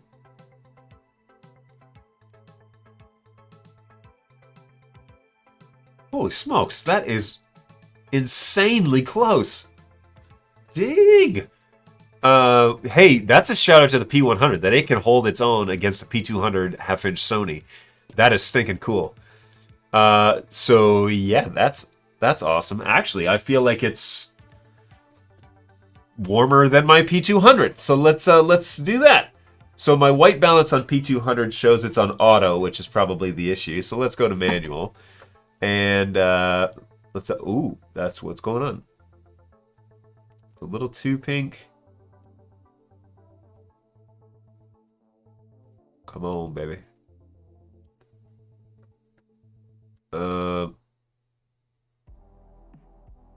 Dang. That is so close. These cameras are awesome. I love it. Seriously. You just witnessed me white balance and color match live in CamControl 3.0 a P200 and a P100 that are pretty much sitting right next to each other. They are really close. Like, really close. That is stinking awesome. So, yeah. Awesome. Yeah, awesome cameras. Love it. If you are on a budget and you're trying to just get off the ground and you want to enter the BirdDog ecosystem and you're going to want to do some of this tracking stuff that we're about to show, the P100 is a great stepping stone into the NDI world. And then you can make the case when you start producing great content. Hey, look, I'm doing this with their entry-level camo. Can you imagine what we could do with the P200 or a 400, a 4K image, and start stepping it up and making a case for, we could really use it. So, doing a factory reset, everything now back to full black and white. But image setting reset on the home screen fixes it. Okay, that's good to know. Black level is off, but pretty close. Agreed. I may have missed it. Does CamControl 3.0 require P200 firmware upgrade? Yes. It is absolutely required 100%. You have to upgrade to the latest on the website today in order for this CamControl stuff to work. So we use Gray Card and it works quite well. Nice. Okay, so tracking, let's talk about it. Here we go, live demo. I am not an expert on the tracking stuff, but we're going to turn it on. And it, as you see, it is now put a red screen around my face. Now the coordinates are off, and that's okay. We can fix that. Here we have an X coordinate and a Y coordinate. And so we are going, X-axis, X and Y, right? Or is it X and Y? We're going to find out. So we're going to just start adjusting this. The first thing I want to do is I want to say this is a face track. So I want the system to track my face. And then let's just start kind of adjusting some of these here. So that looks worse. So let's go this way. We look at the camera when we do this. Then we hit update. All right, and we're maybe a little bit too far on the one side. All right, we're pushing it, but we can maybe bring that back a little bit. Check this out. Okay, so now I hit update, and it has it here, kind of in the middle of my face. So now, if I start moving, I'm moving, y'all. I'm going behind my monitor, and I'm moving this way, and it's keeping up with me. Hey, what's going on? Oh my gosh, this is so stinking awesome. So, oh yeah, you can see me leave the screen on the P100, so you're watching both. So yeah, I am moving around my office, and it's keeping up with me, and it's doing it all in real time and keeping me pretty close. Now, there are some ways that we can make this a little more natural. Now, this is quite jerky, it's I'm going back and forth here. It is a little bit like trying to keep up with me. It is a little bit tight on my face, and so that might be the case. But also, I've got the speed like cranked up real high on this. So we can go to camera control and tone down the speed a fair bit. Right now, it's at like 100% on the web UI, so we can turn it down. The other thing that you can do is open a web UI studio, and I like to adjust the speed here, to be honest with you. So we do this and we turn it down. And once we turn it down here, now it's a fair bit slower. It's not like jumping around a lot, but it keeps up with you. And the average, how you are, whether your guy is going to walk around real fast or whether you get like a wide shot and you're just kind of subtly following him, that will all vary based on the way that your setup is. And so you're going to have to play with it a little bit. You're going to have to get used to it, get comfortable, just like new technology. But the fact that it works this well and you just turn it on and it gets going is pretty awesome. So we can adjust a few other things. Let me explain some of this other stuff and then I'll take some questions. It is a really smooth tom. It is really natural looking and it keeps up and it's really nice. So good golly, these guys are Stinking awesome. Okay, so the one thing I have noticed, and if again, just full disclosure, I discovered this stuff, and I'm not gonna like. This isn't a sales pitch. You guys are here because you already believe in the BirdDog product. If you look down, sometimes you can lose the camera. So I dropped my hat, and it tries to follow. In this case, the P200 doesn't normally have a problem, but I'll show you the P100. I'm able to make it fail. Well, I was yesterday able to make it fail. Here's something cool. When you look, the camera adjusts and anticipates that you might go this way. So it gives this space, which is really smart. It's actually quite a cool feature. If I turn, it actually gives some well, it didn't really do it there, but it gives some space generally as it goes. And you're going to want to, again, this isn't a feature, like I said with Eamon on the call, I don't believe this is a feature where you can set it and walk away and trust that the cameras are going to do it for you. You need to monitor it and make sure that it adjusts and whatever, but it keeps up with you pretty well. And then when you start moving, it will follow you around the room. So it's pretty awesome. I mean, the fact that I just turn it on and it does it is pretty stinking awesome. Brentley, holy cow, that's awesome. Super smooth. It looks great. That looks great. What's going on, 10 Brand? You will definitely need to do all the updates in order to get this to work, okay? Super smooth. Is this that's very cool. Sorry, very smooth. Okay, that's super cool. It is super cool. Our pastor doesn't jump around too much, so this is perfect. Hey, try the gamma setting. It controls the speed of the tracking directly. So gamma. Oh, you're right. You're right. So I have this set to 6, which is pretty high. I've noticed though that with tracker gamma right here, okay, tracker gamma, if you update this, it will slow down the actual tracking motion speed. So you can leave on the web UI, you can leave this at full speed and then adjust it on CamControl. So adjust it here. So it keeps up pretty well. It's nice and smooth. You can play with that and get the right speed for your venue. So we maybe change it to 4. It's a little faster, but good golly, this is free. Can you stinking believe that? They're giving this away on the website right now. This is, you know how much this sort of stuff costs with other, that's what blows my mind is I was like, it works this well and it's brand new and it's free and it's so stinking awesome. So yeah, dudes, this is next level. This is why you buy BirdDog gear. This is why NDI is a big deal, because you get those cool features that we had in the keyboard, and now you get these cool things. It's just like a stinking Apple event, you know? It's like, and it's available with the next update. So stinking, oh, check this out. So I like to recline in my chair, right? I talk and I'm yakking about something, probably about microphones, and I lean back, the camera adjusts, and so I'm still center frame. Whereas, like, check out the P100. I'm off, right? I'm, like, center of the screen.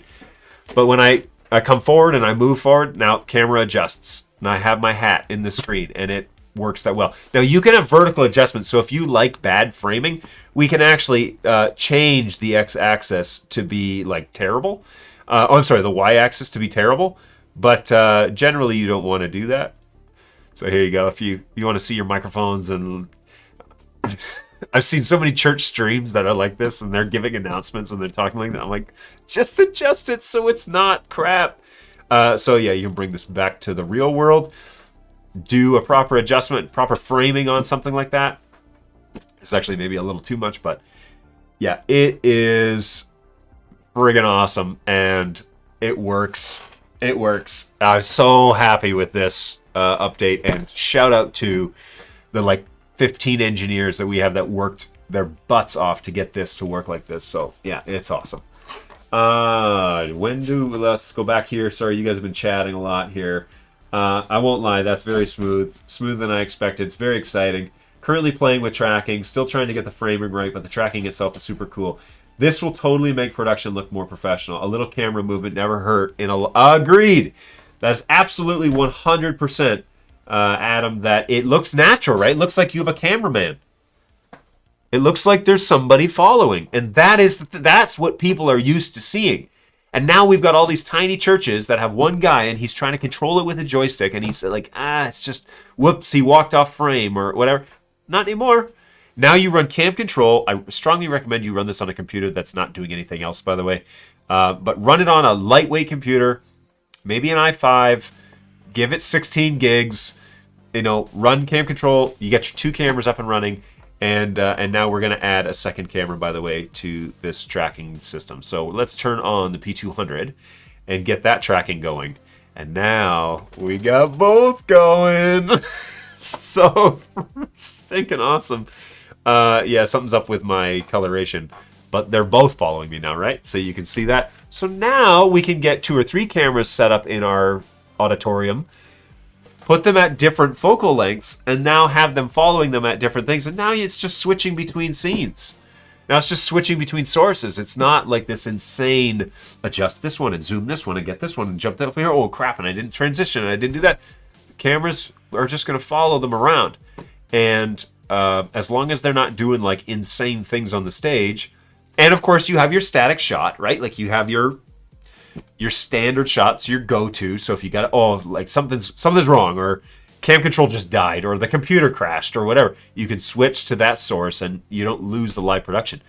But now we have 2 cameras tracking at the same time, and they follow me around, and it's stinking awesome, man. Oh my gosh, so excited about this. This is gonna be such a big deal for so many productions, and it's all here. Update your camera. There you go. Oh gosh, so awesome. Sorry, I digress. Hey, when do I have to use the update in the tracking UI? You have to update right away. And sorry, you timed out, but you shouldn't have timed out. Let's unban you. Yeah, it is that simple. Holy crap, and it's free. It's okay. You said crap, and I think it's on a blacklist somewhere. You're all good, man. Hey, I'm not sure if I'm missing something. I'm pretty sure that I updated my P200, but I'm not seeing the red tracking square when I turn on and update button sticks green when I press it. You probably have an issue with your CamControl install, to be honest with you. I would uninstall and reinstall with admin rights. Make sure that you have the latest NDI libraries. NDI.tv/tools is where you're going to download that. You're going to sign your life away by giving them your personal information so that you can get the current download link and then go from there. Hey, I can't wait to try this with my pastor, who is a mover. Yeah, me too. My guy is well, he's not as extreme as he could be, but he moves enough. It's simple as that, and it's free. Is that my quote? Because it sounds like we all need now is a big speed knob for each camera and let camera control do the heavy lifting.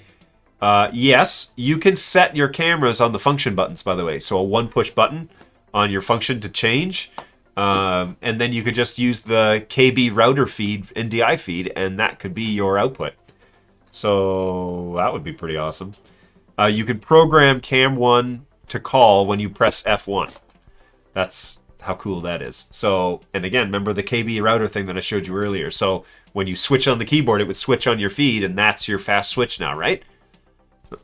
It's all there. The ecosystem's there. Now you just gotta program it and do it. It's not even really programming. It's just setting settings. So yeah, that's cool.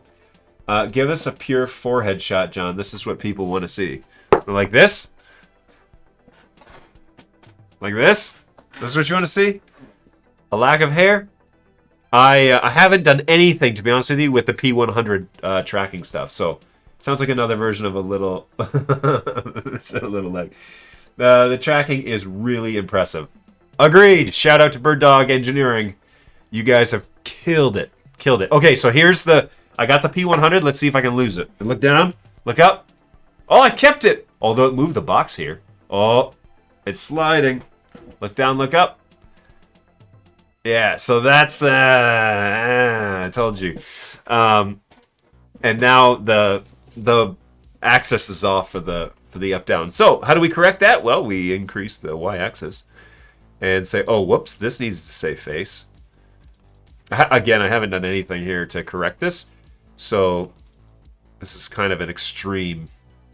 There we go. So now we're back in frame. She's a beaut, Clark. Alrighty, let's keep going. Hey, after hours, we had the white dots on our cams. HDMI, do you have any ideas? Hey, what's going on, first time chatter? My idea is you're probably not going to. Whoa, what happened there?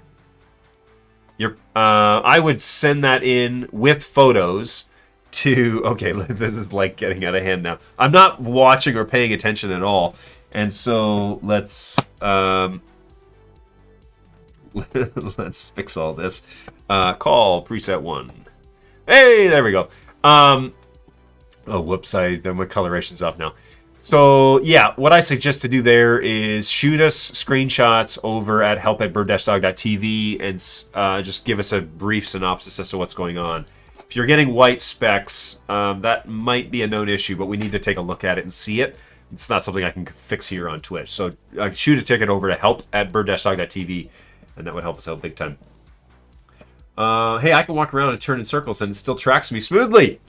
Yes. Hey, ramp up, ramp down looks really nice. Hey, feature request, have a reset tracking that turns it off, and then a preset then that turns it back on to reacquire quickly. Yeah, that's this. That's this button. But for some reason, I'm gonna have to work out the system as to how I can adjust. Crap, where is it? Here. Adjust that tracking so that it works. That like recalibrates quickly. You're right. That needs to happen. Actually, I think it's the update button, to be honest with you. If I hit update. Goodness. It's like really low. There we go. So now when I move, yep, still following. Hey, how's it going, everybody? You can totally see me when I do this. I think that's so fun.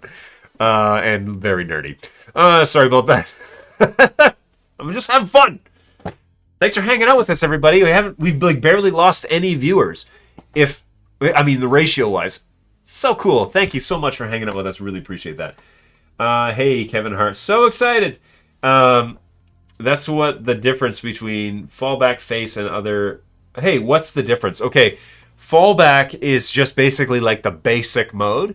Face it's using an algorithm to track your general facial features, and body it's using a wider algorithm to track feet so that it keeps like a little space in front of your feet, over your head, that sort of thing. There's different algorithms that it's using for those three features. So fallback is kind of just like general tracking. Face, it's actually using a facial recognition algorithm, and then full body is again full body recognition. So they've done some kind of sophisticated stuff there, and that's the difference. Is if you're doing a wide shot and you're following somebody walking around stage, use body. If you're using a tighter shot and you're following somebody, use their face, because when I turn my face, you want it to adjust a little bit. You want it to understand kind of what's going on. So, yeah, that's good stuff. I can't believe this. I can't wait to try this on a P100 in our studio. Adam, tell me your results, bud. I'm guessing if you're shooting at a podium speaker change, you'll need to turn tracking off. Yeah, I suspect that's the case, but I haven't tested it, so I don't know. But yeah. Hey, I'll have to go. Cheers. This is very exciting. Robert, thanks for hanging out with us. Hopefully you're still here. Thank you so much for being with us today. Let us know how things are going for you. Come back. Come back on Thursday, and we're going to talk about some other stuff. Wait, is it? It's not Thursday today, is it? Oh my gosh, it's Thursday. All right, come back on Tuesday, and we'll chat some more. Yeah, sorry, it's Aussie slang slipping out. Hey, fallback means that if camera loses the face, it'll use the body to track. There you go. Yeah, hey, Tunmus knows a lot more than probably I do, so we should probably have him come in via NDI.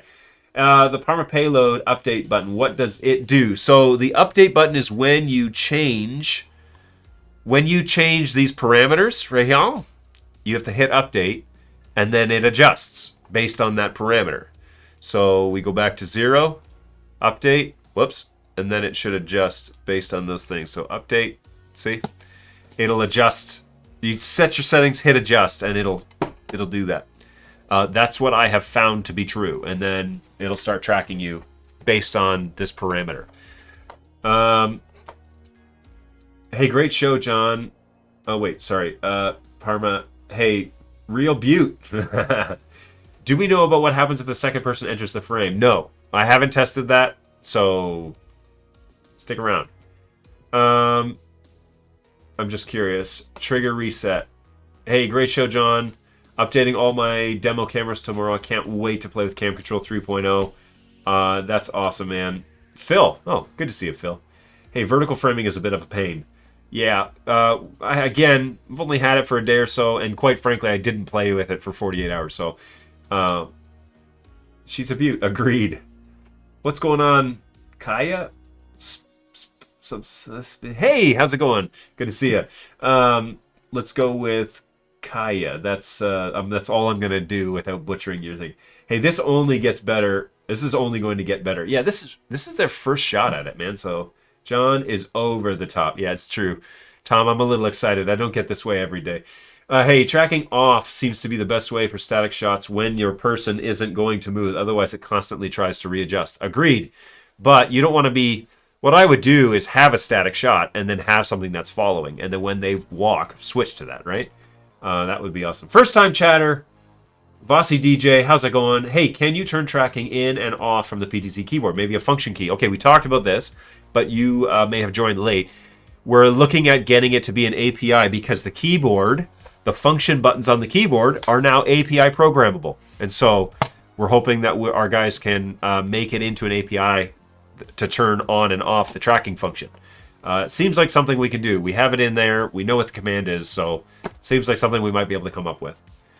Likely going to be a future feature. Probably end up being a recommendation once we get more extensive feedback. Thanks for all the insight. Whoops, I didn't mean to press this. Nightbot, I don't care about you. Hey, from my testing so far, face seems to be the most reliable. Fallback often results in it jumping down to my waist. Oh, then that's what's going on here, because I just experienced that. Yep, face update. So yeah, that is the truth. That is my experience as well.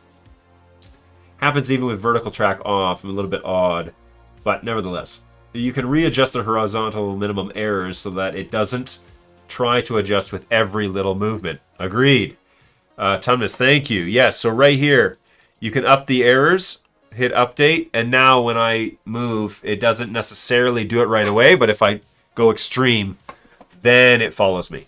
But if I'm just like talking inside the frame, it doesn't necessarily do that much. So that's what those error adjustments are for, is if you're moving inside the frame, it doesn't do it, but then if you really go, then it'll try and get you back to something a little bit more reasonable. So there you go. That's cool stuff. I just signed in. What is going on in this?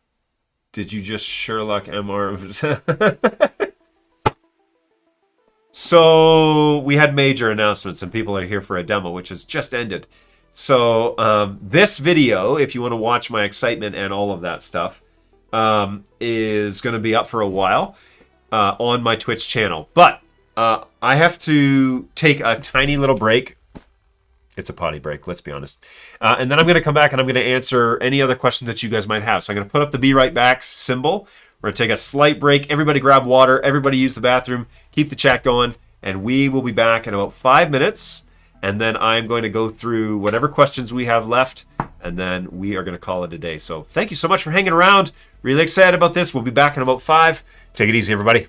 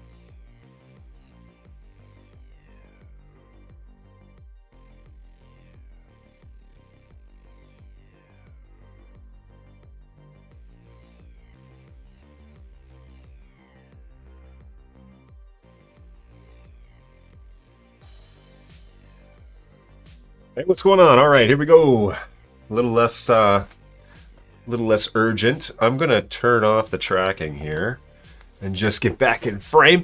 All right, and I'm happy to answer any questions that you might still have that we haven't covered today in the show. So, big, huge announcements today. LTS Firmware is out for many cameras, which is providing stability across the entire line. That has been priority number one for over 9 months. It's been in beta for about a month and a half. We had beta testers find some things for us, do a lot of testing. We squashed a few bugs. And then today, this morning, we came out with official public firmwares for LTS. And so we're really excited that LTS has finally hit the market. We think it's a great, stable update. You do need to follow the instructions pretty well. And of course, reach out to us at help@bird-dog.tv if you're having any sort of issues or problems. I do strongly recommend that you resave your presets after you do the update, and that you go and you hit factory reset on the OSD and perhaps even picture image settings reset or something like that. I forget what it's called. But there are 2 reset buttons in there. Do that for each of your cameras, reset your presets, set your coloration, and you should be good to go. With that update, you get a huge feature in CamControl 3.0, which is tracking for all of our cameras across our entire fleet. And it's a software program that runs on a computer, which I strongly recommend you have a computer that's its job. And you can track your speaker, whoever, on stage. It's going to be huge for small operation cameras or even bigger studios, but it's going to be really big for guys that are running gun and guys that are one-man band and they don't have camera operators at their disposal. So we're really excited. Quite honestly, this was the natural progression for pan-tilt zoom cameras in its entirety. You have the ability to move the camera in 360 degrees, but you still have to operate it. Well, wouldn't it be nice if a computer could operate it and could follow that person around, and you don't need to do that? Well, that has come to fruition today, and so we're really excited to announce CamControl 3.0, which will give you motion tracking options. This is our first attempt at doing something quite like this. It's free. It's a free download. You do not have to pay an extra dime. You already own the BirdDog camera. You already own your Windows PC. Install it on there. Get it up and running. Play around with it. Let us know what you think. Of course, it's only going to get better with time. So jump in now. Today, we showcased the actual software. You saw how stable it was. You saw how reliable and smooth it runs. I'm very excited that this is actually reality. And if I'm going to, full disclosure, I was floored with how consistent it was. So my guys can attest. I'm usually very skeptical of new features because I'm the guy that has to support them on the other side. This is stinking amazing. I cannot reiterate that enough. I am blown away by this feature, and so we're really excited about that. And we're really excited to offer it to you for free. So good times, great oldies. For API commands, BirdDog Jake says, check out this website, the API website. Agreed. Check that out. Cool stuff there. Also, nice haircut. Hey, thanks, Tom. Appreciate that.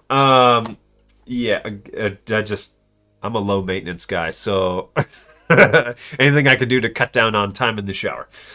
So yeah, good times there. Appreciate that. Hey, okay, install reboot didn't fix it. Trying a different computer. Okay, Robert, keep us posted. Hey, this is a really long video.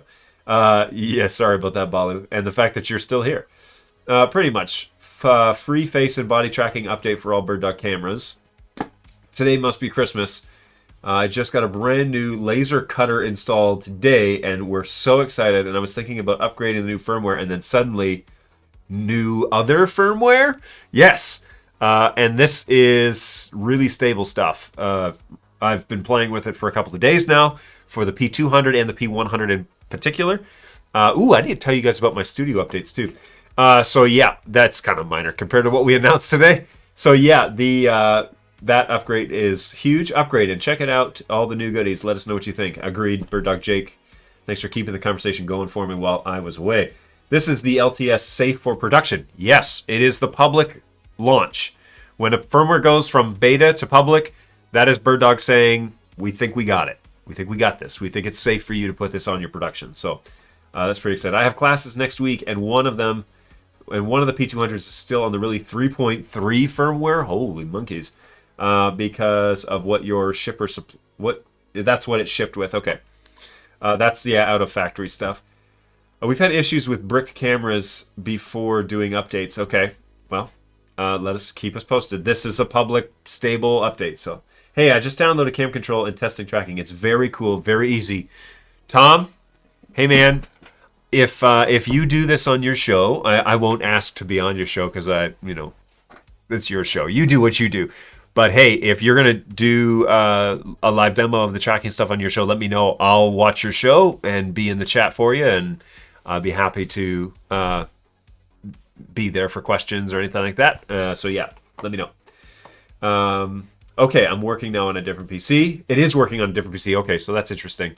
I hate to be like some companies and suggest reinstall Windows, but I don't know, or turn off a firewall. I don't know what's different between two computers, but I installed it here. It didn't seem to give me any issues. No requirements for whatever. So hey, nope. I was saying play that extra long video. Oh yeah, my bad. I should have done that while you were gone. Hey, be in the chat? No way. Come on, be a guest next week. Sure, let me know. Shoot me an email. Yeah, let me know. I'd be happy to coordinate something with you and talk about it. That would be great. Eamon might get really jealous that you didn't ask him though. So you, it's okay if you uninvite me and ask Eamon if he wants to stay up late again. But I know he's really interested in. You always do so much nice stuff for us, so we need to return the favor. So yeah, whatever you need, man, let us know. Hey, I think I'm gonna have to get over to Oz and twist some arms for Dante for hardware though. Yes, but you may not need to twist the arms at BirdDog. That's all I'm going to say about that. Anyway, so that is on the docket for 2022. To be 100% honest with you, we are trying really hard to get all that sorted out. But it ended up being a lot more red tape than we thought it was going to be. So, I mean, it's not. We're not absolved from responsibility here, but. I'm not saying we are, but I'm not saying we aren't. P100. Let's see here. I mean, I really know why you guys are here. What you want to really see is my boy Dexter. So let's get him on the show.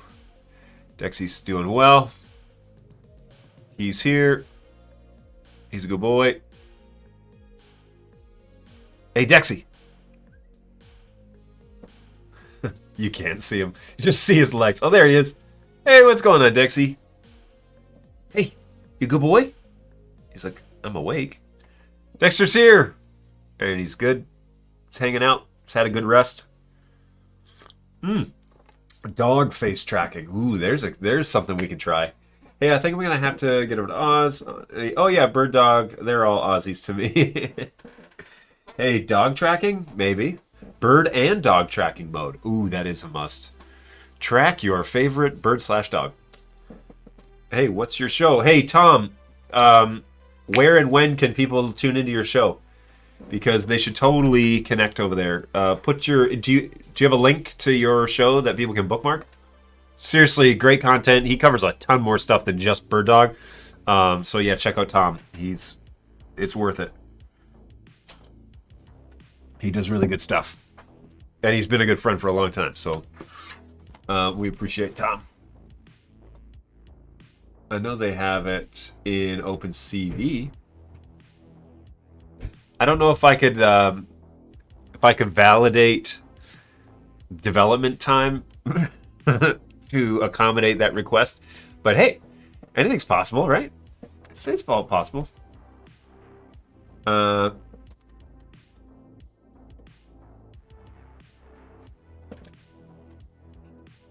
Anything is possible. Hey, Streaming Idiots show. Saturdays at 3 p.m. Oh, I'm sorry, Wednesdays. I don't know where I got Saturdays. Wednesdays at 3 p.m. Eastern Standard Time here in the U.S. StreamingIdiots.com. Good stuff. It is good stuff.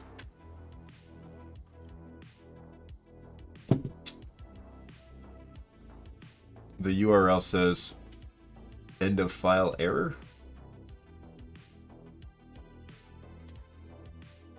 Okay, let's just Google it. Just Google Streaming Idiots.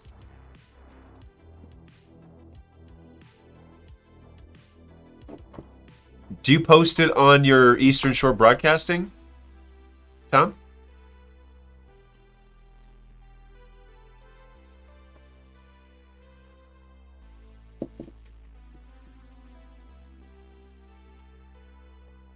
Awesome, guys. Well, you know, I'm willing to stick around, answer questions. We had a really big show today. We're already past the 2-hour mark. We're approaching 2 hours, 2.5 hours of actual broadcast.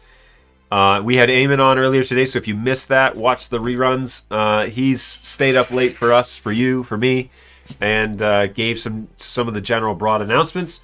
He just wanted to reach out and say hey to people. He loves what we're doing over here with the Twitch stream, and he is committed to being on the Twitch show a little more often, so that's fun. I love that. So try easternshorebroadcasting.com. I went to that website just now, and it's good to go. But that's Tom's site, and he's got a YouTube page and all sorts of good stuff, so subscribe to him over there. He would greatly appreciate that. Again, super knowledgeable, does a lot of product review, does a lot of feature stuff like, hey, they just announced this, let's give this a try. And he does what I just did and basically cold turkey, let's see if this works. And then he can give some honest feedback with you live there with him. So it's good stuff. It's not, you don't have to, if you think that I'm drinking the Kool-Aid over here at Bird Dog, then fair enough. Talk to Tom. He's a great third-party, honest opinion, and it's good stuff. So, Eastern Brownie said, hey, thanks for joining. Best show yet. Thanks, John, Bird Dog team, for all the great work. I can't promise this every week, but when I can. Actually, it worked out perfectly because the CEO who does the announcements, Dan, he's on vacation this week. But we were rolling this out today, and Eamon was like, hey, my video guy, he's out because of some COVID stuff. And I was like, okay. He's like, can we use Twitch to launch this and like talk about it? I was like, giddy up. So that's how this all evolved last night. And yeah, crazy. I was super excited that he wanted to do it on here and brought him in. Had a good show. Dexy's here. We're hanging out, having a good time. And yeah, you guys have made this the biggest and best show we've done ever. So thanks. Great work. Perfect. Hey, click watch live. I want to see the PF120 with zoom tracking just for the zoom. I will set that up and test it. Hang on now. Hold the phone. Oh, LTS is out for PF120. I did not know that. So guess what we're doing on Tuesday? We're going to give that a go on Tuesday and see how that goes. Me and you and Zabumafoo. Just a little demo of the tracking. We'll post a link if you're still live once it's done uploading. Cool. Upside down, first time tracker. First time tracker. First time chatter. Hey, sorry if you've already covered it, but how does the tracking handle multiple people in a shot? So we don't know yet. This just was launched today, and quite honestly, I haven't had multiple people in a shot. So I don't know. We're going to find out. I'm going to run this live on a gig on Sunday, and obviously, as the time goes along, people are going to post things to our social media channels. In particular, if you do this and you want to post your results, go to facebook.com/BirdDogUsers. Is that what it is? What is it, everybody? Anyways, we have a Facebook group, which Nightbot has been posting about here. But we have a social media channel, facebook.com/BirdDogGear and /BirdDogUser. Yep. So facebook.com/group/BirdDogUsers, all one word.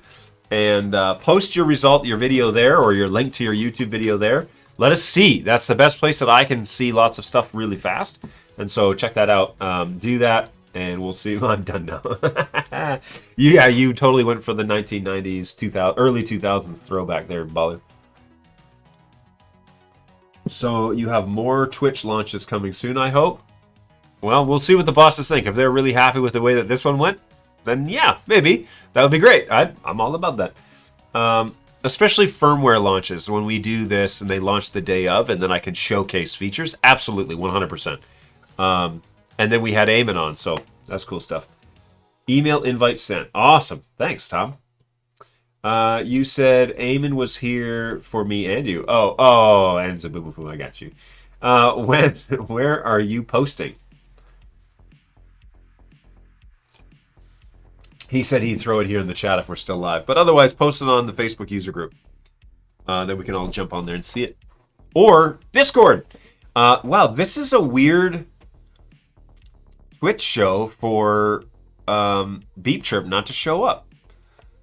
I've got 2 hours. They think that he would be thrilled about that. But he's got a team of executives and stuff now too. So, oh, there it is. Hey, Kevin uploaded it. So if you want to see his tracking demo...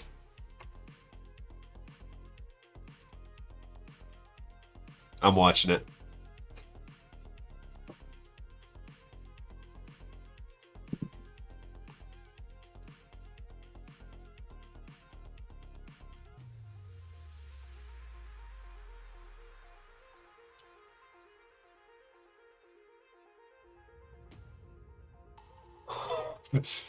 Check this demo out. This is awesome.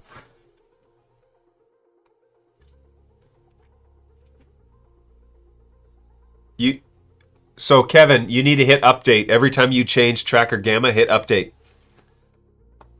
Yeah, it doesn't change it if you don't do it. So you have to hit update. Every time you change it, then hit update.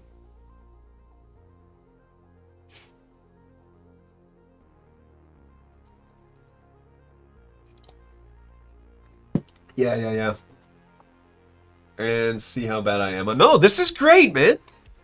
Whoa, tracking just like wandered off. There you go. This is great. Thanks for posting this. This is awesome. No, seriously, that's great. Yeah, great video, man.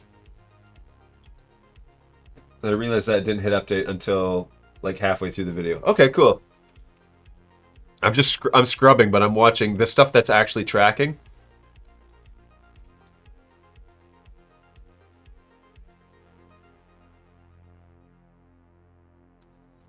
Cheers, man. That's awesome. Thank you so much for posting that. Really appreciate that. Hey, check out that video if you want to see a BirdDog client using the new software without a studio and a BirdDog employee doing it. If you just want to see a real guy doing it, boom, that link right there that Kevin just posted. Check that out. Drive that view count way up. And yeah, that's a great demo. Thanks, man. Thanks for posting that. I hope to get something later today too. Awesome. Yeah, you guys send us your links or post them to the Facebook group or the Discord channel and let us see those. That would be really awesome. Cool. Well, I want to hang around and answer any questions that you guys have. The questions are kind of slowed down, so that's all good. I don't mind one bit. We are way over on our normal 1 hour show, so that we should have just made this a special and just gone until like 1:30 or whatever, but I'll remake it shortly with less awkward. No, it's all good. It's really great. And it's a raw, it just shows us exactly what you're testing out. So cool. If you got any questions, we're all watching Kevin's video. Yep. It's good. That's great. I really appreciate it too. Thank you so much for everybody that's jumped on today and has been hanging out with us. We have had a record number of people that tuned in. Thank you for that. I really appreciate it. I really love the fact that we had like, how many people followed us today? 1, 2, 3, 4, 5, 6, 7. Way more than normal. Let's put it that way. Yeah, tons of people followed, and that is fantastic. I really appreciate that. Helps us out big time. If you haven't followed yet, please please hit that follow button on Twitch, and then you can set up notifications just on Twitch. They'll shoot you an email when I go live, and you don't have to rely on social media or anything like that to for you to catch the posts on Facebook, but you'll know every time, hey, John's going live. Come join the conversation. We do this twice a week, Tuesday, Thursdays from 11 to 12, typically Eastern time here in the U.S. It was requested that we maybe change it up a bit so that some guys in Australia can join us as well. But today was just a really special day. We launched LTS firmwares for the public realm.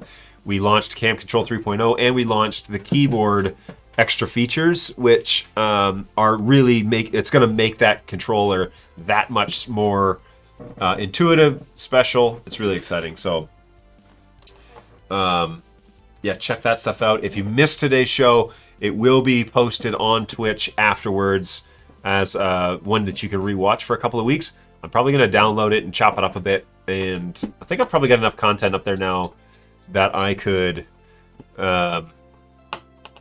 make a intro video. But anyways, all those things I need to do in my spare time. So there's that.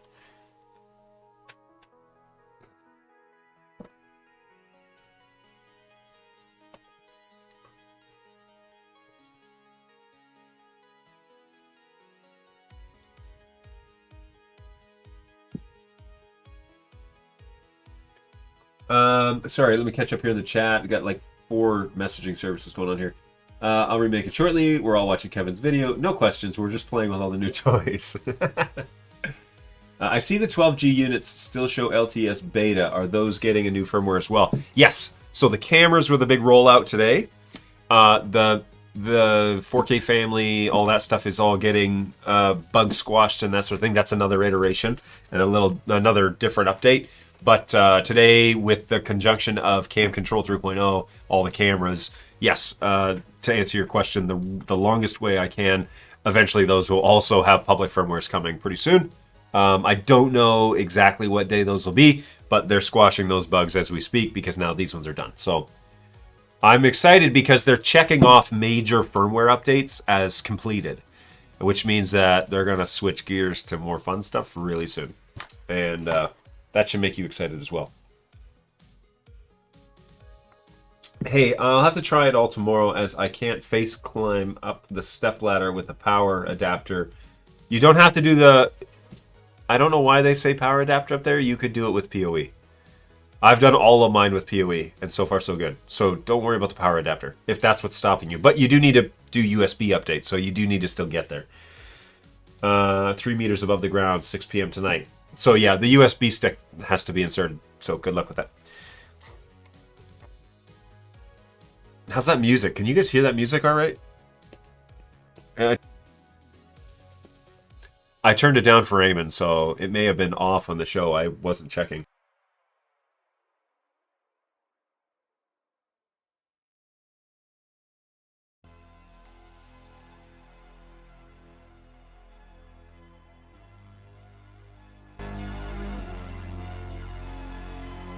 The show, I wasn't checking.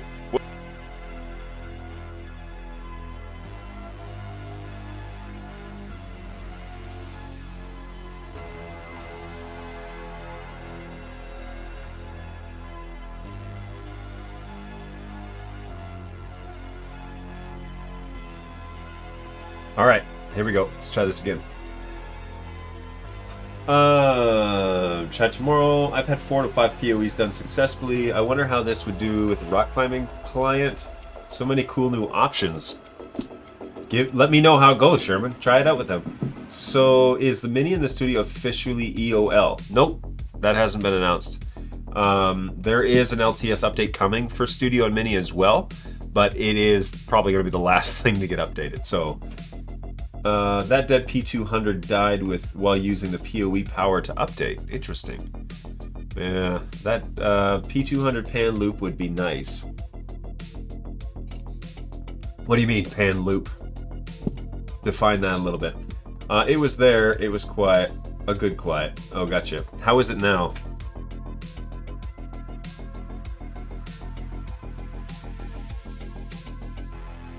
It's in the background, but anyway. No, Dan answered this on Facebook, said the update was delayed. Yeah. It was there. It was quiet. It was a good quiet. Okay, now it's ominous. Yeah, I don't know. This song probably isn't the right one for this show. The problem is I can't forward it. I don't have like a video. I don't have like a sound. So I will. I'll turn this one down and we'll try the next one when it comes around. It is a little ominous, isn't it?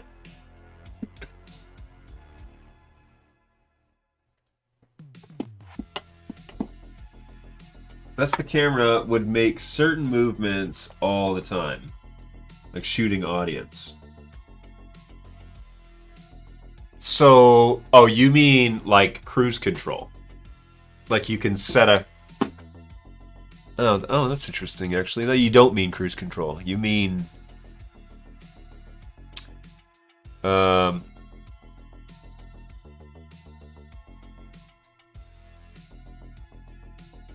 have to think about that. Yeah, I'll have to think about that. Speaking of which...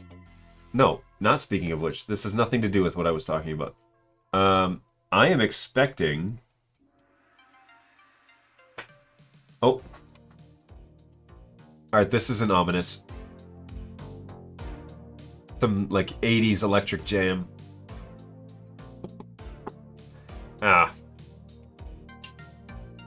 Out for delivery. So I'm expecting a microphone upgrade today. Pretty excited. Pretty excited. So that's what this show was gonna be about yesterday. Aren't you glad that that's not the case and I didn't spend another day talking about microphones? So we'll talk about microphones on Tuesday briefly, but there will be a different microphone here. I'm using the Behringer C2 today, which seems to have served me pretty well so far. It's a very inexpensive microphone. And I'm using a Euphoria Behringer UMC 202 HD interface for the computer. And a good interface makes a big difference. So there you go. There's my endorsement for the day. Previously, I was using a Zoom Pro H4n. Pass.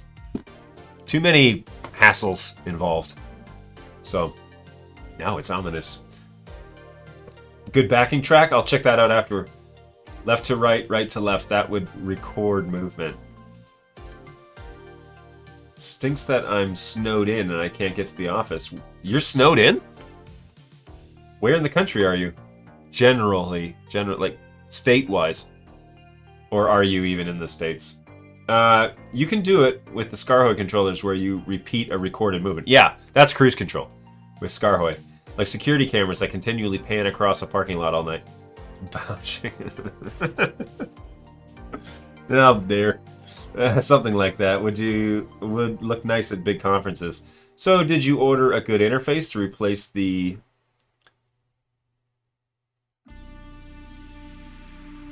Nashville. Oh. Yeah, Nashville doesn't take much to snow you in. The interface for this one will do it. This is enough power on this one. It's got the Midas preamps in it, so I'm confident about that. I'm sure you can also use third-party API controller to send API commands. There you go. Yes, you can. Yes, you can. Anything you guys want to see again, let me know. I'm happy to showcase anything. Yeah, I'm all about this, making this show work for you guys, so let me know what you like.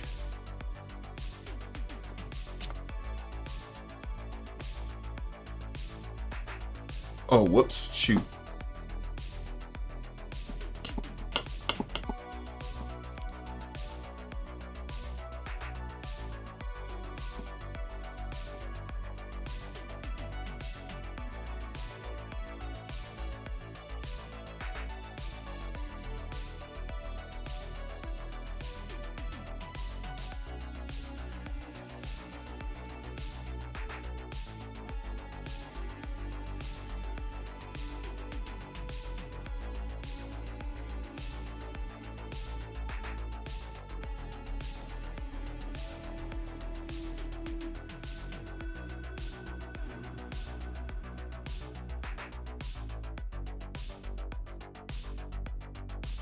Sorry, I looked away for 1 second and like a whole bunch of stuff popped up. Okay, did you say that there's no API for CamControl yet? Jake, is there an answer to that? I don't know. I don't think it's done, but I don't know.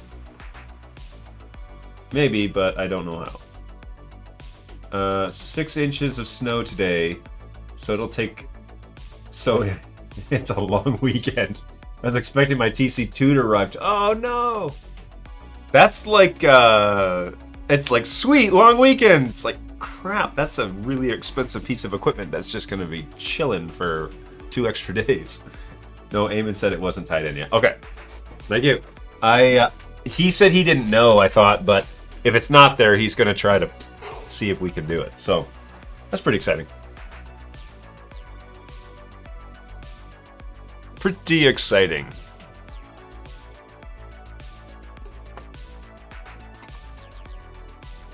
Well, I don't know about you guys, but I've had an absolute blast. Thank you so much. I'm going to go till 1:30. Let's do that. So we got another 10 minutes or so, or 8 minutes. And yeah, let's answer any existing questions you might have. Now, the Dante questions, Dante for hardware, those questions was the answer there is we are definitely working on it 100%. There has been a fair bit of red tape when it comes to getting the Audinate licensing correct, but also some programming stuff that we have to iron out. So it is on its way, but I still don't have a launch date for it. And quite frankly, LTS was priority number 1, and it is. Like 4K Family, Flex, all of those guys, we want to make sure those are all completely done and ready to roll before we address other things. And so...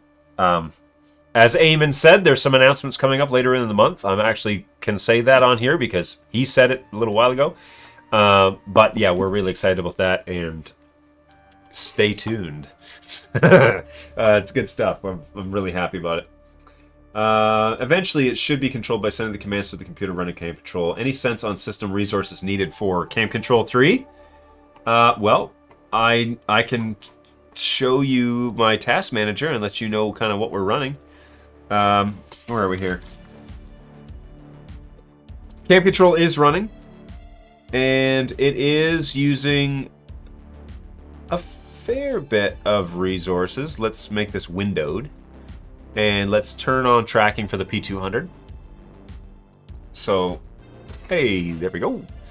Come on now, where are you headed? Oh boy. Apparently I faked it out. Oh, whoops-a-daisy. Hold, please. Stand clear of the closing doors, please. Okay, so, hey, I'm back. Let's give this another go. And we're going to do face tracking, update. Hey, there it is. Okay, I didn't actually set it up, so now we're in good standings. Now, CamControl is using a fair bit of power. We're using 15% of the CPU. Let me switch this over so that you can see it in real time. So 15-20% of the CPU is being used for CamControl. I'm tracking on 1 right now. Memory, about 500 megs of memory, and about 50 megs for the NDI streams that are coming. I'm using 2 of them, right? So 0% of the GPU, but it is really recommended, and I can't say this enough, that you run this on an independent machine and not something that's doing a whole bunch of other things like OBS. So free up the resources if you can. 500 megs in memory, averaging 40 megs in the network. And CPU, this is an i7, or no, it's an i9, so it's using 15% of the CPU to make that happen. Now, to be honest with you, that's not too bad. But if you're going to run a whole bunch of other programs, then your results may vary. So watch out. All right, let's turn on the horizontal error correction. Let's update that a little bit because it's driving me crazy that it's moving a lot. So let's get me centered here. And that's not really center, is it? There we go. And I need to slow down the track here. Here we go. So let's update that to 4, and then now we're going to move a fair bit slower. It's not going to be quite as jerky as it was before. There it is. So cool stuff there. Live tracking. It's doing it right now. So let's So stinking awesome. Yeah, it is pretty stinking awesome. All right, we'll leave the live track on now while I'm finishing things up here for the last few minutes. What do we got here? Thunderstorm took up my TC1, so upgrade time. Hey, send your Dante for hardware questions to support at on. Hey, recap on how firmware was updated and in the correct order. So you need to do the sorry, I can't stop watching the tracking stuff happening. So you need to do the baseboard, the MICU update first, the MCU board first. That's done on a USB. You have to format the USB drive the way that it's documented. In the download instruction, there's a link to a video that I did, I believe. And if not, go to our YouTube page and look for tutorials. It'll be there. How to format a USB drive for firmware update. Update it according to those instructions. You don't need to use 8 gigs. You can use 2 gigs or 1 gig to do that. You'll understand when you get there in the video. Set it to 2000 megabits and then do the update. Then you need to go into the web UI and update the firmware. And that's the FW file. Okay, so you update that to the system update and let that run through. Don't power off the camera. Don't interrupt it. Wait until it's done. When it's done, the web UI will reload back to the login page for the web UI. Then you know it's finished. Then verify. Go to the OSD. Make sure the baseboard updated. The SV number, OSD. Then go to System. Then look at the bottom. It should say SV number. Make sure that's updated according to the manual, whichever camera you've had. They're all different, so make sure you have that correct. Then once that's done, make sure that on the dashboard of the web UI, you have indeed updated the firmware to the latest one. That one's usually fairly stable, so like fairly consistent. So do that. Then you should be up to date there. Then update CamControl 3.0, and that should be good to go. Whew, dizzy. That was a lot of talking. Audit ran out of the Brooklyn 2 chips, and so won't have any of the new Brooklyn 3 until the end of 2022. Woo! It's amazing compared to Polymotion chat. It's GPU based and struggles with more than 4 RTX on an RTX 2080. Yikes! Dang, you are still live. Just for another minute or so. So I was thinking that CamControl is not going to play well with my old i7 that I currently use. I would give it a try. It might be okay. How to format. Boom. Thank you, BirdDog Jake. That's crazy. That would kill Dante. That could kill Dante. Did the keyboard have a baseboard? Yes, there's a baseboard update for keyboard. It is called, in the file folder, it's step 1, it's called keyboard.bin. So be sure you copy that. Same style as you're going to do your P100. Same style USB, same setup. We use keyboard.bin. Make sure it's the only file on the root of that USB drive. And that will update the keyboard. You follow the directions. Hold the knobs on the keyboard, okay? The PTZ zoom and the UD direction knob. Power it off, hold the knobs, insert the USB, power it on while holding the knobs. It will say firmware update, and if you did it wrong, it will say no file found. So check that out. That's why Yamaha is not shipping till 3rd quarter. Yikes. Yikes. Yeah, component shortage has really been a problem for a lot of people, eh? Oh, and a slight little update. I put a 4250 in my studio. So now I've got lots of cameras. I've got a P200, a P100, a P100, a keyboard, and the computer all plugged into the 4250. So giddy up! It's been a good day over here at BirdDog. We were running on all cylinders. I found a great bug the other day, by the way, really minor. Someone left example in a vendor ID in Dante Bridge. Shoot that over to help at bird-dog so we can report that. That would be really helpful.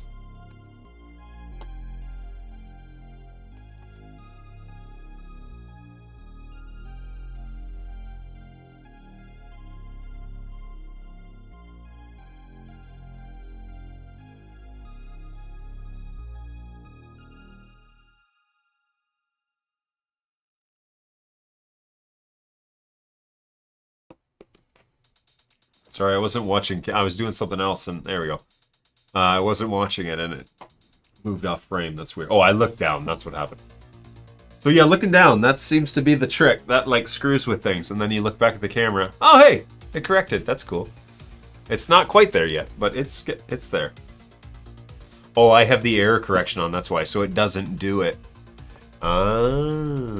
So let's do vertical update.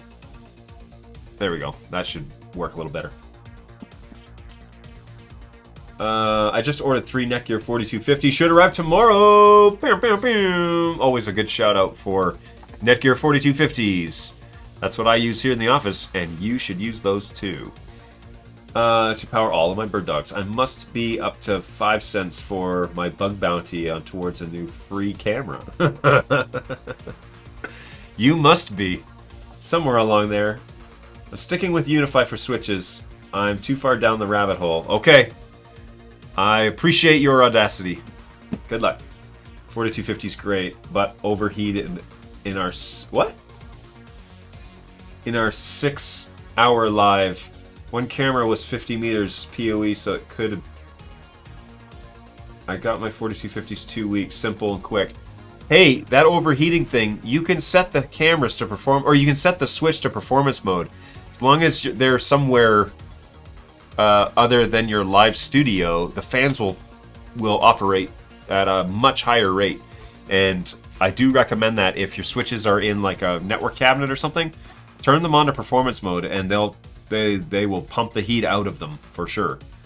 Check that out, because that's a great feature on those 4250s. Is they'll move a lot of cubic air, Those fans turn on. So yeah, check that out. All right, it's 1:33, and there are actually customers waiting for me to respond to tickets. I know it sounds crazy, but hey, you guys have made this show fantastic, and CamControl 3.0, man, I am super stoked to see what you guys do with this. I've just got it running here live while I talk, and I love it. I love it. I love the new features for the keyboard. I love the fact that it all appears super stable, and that is a support guy's dream. So if you find bugs, if you find things that we need to know about, hit us up at help@bird-dog.tv, and we will address those with engineering. Come back and join us when you can. Tuesday, Thursdays, 11 to 12 Eastern Standard Time usually. We would love to have you on. We cannot wait to be with you again. I'm going to try and update my microphone here for the next show, and we'll see what that sounds like. So come back and find out more about Bird Dog stuff. We're going to bring some more Bird Dog employees on with us live that are, now that we did the NDI thing. That was all over NDI, by the way. So stinking cool and pretty easy. So we brought Eamon in today over NDI, and that worked really well, and you guys were able to hear him. I was able to chat with him live, and I can monitor the show. It didn't overheat my computer. It's a 2022 New Year miracle. So really happy about it all. NDI worked perfectly as we had hoped it would. Very few technical glitches today, and I really appreciate you guys jumping in. So thank you so much. Thanks for hanging out with us. We are going to end with a quick video out. We're going to do probably Flex, because we did Matrix on the way in. And let's just make sure everything else is kind of patched up. Great show. See you next Wednesday. We'll see you Wednesday, Tom. Take care of yourself, man. We use both Unify and Netgear on one for a primary and other for secondary for Dante. Awesome. My Dante is all Cisco, and it's on its own network. Attaboy. And yep, all good to go. So take it easy, guys. Thank you so much for joining us.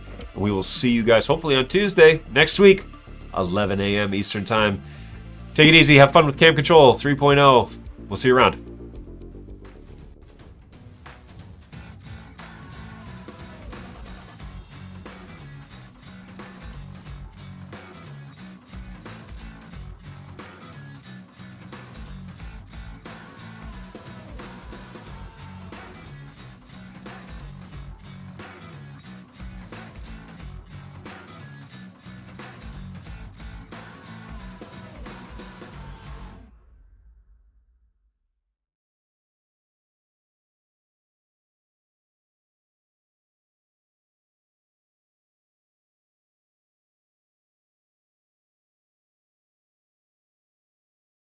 Kids, You tried your best, and you failed miserably. The lesson is, never try.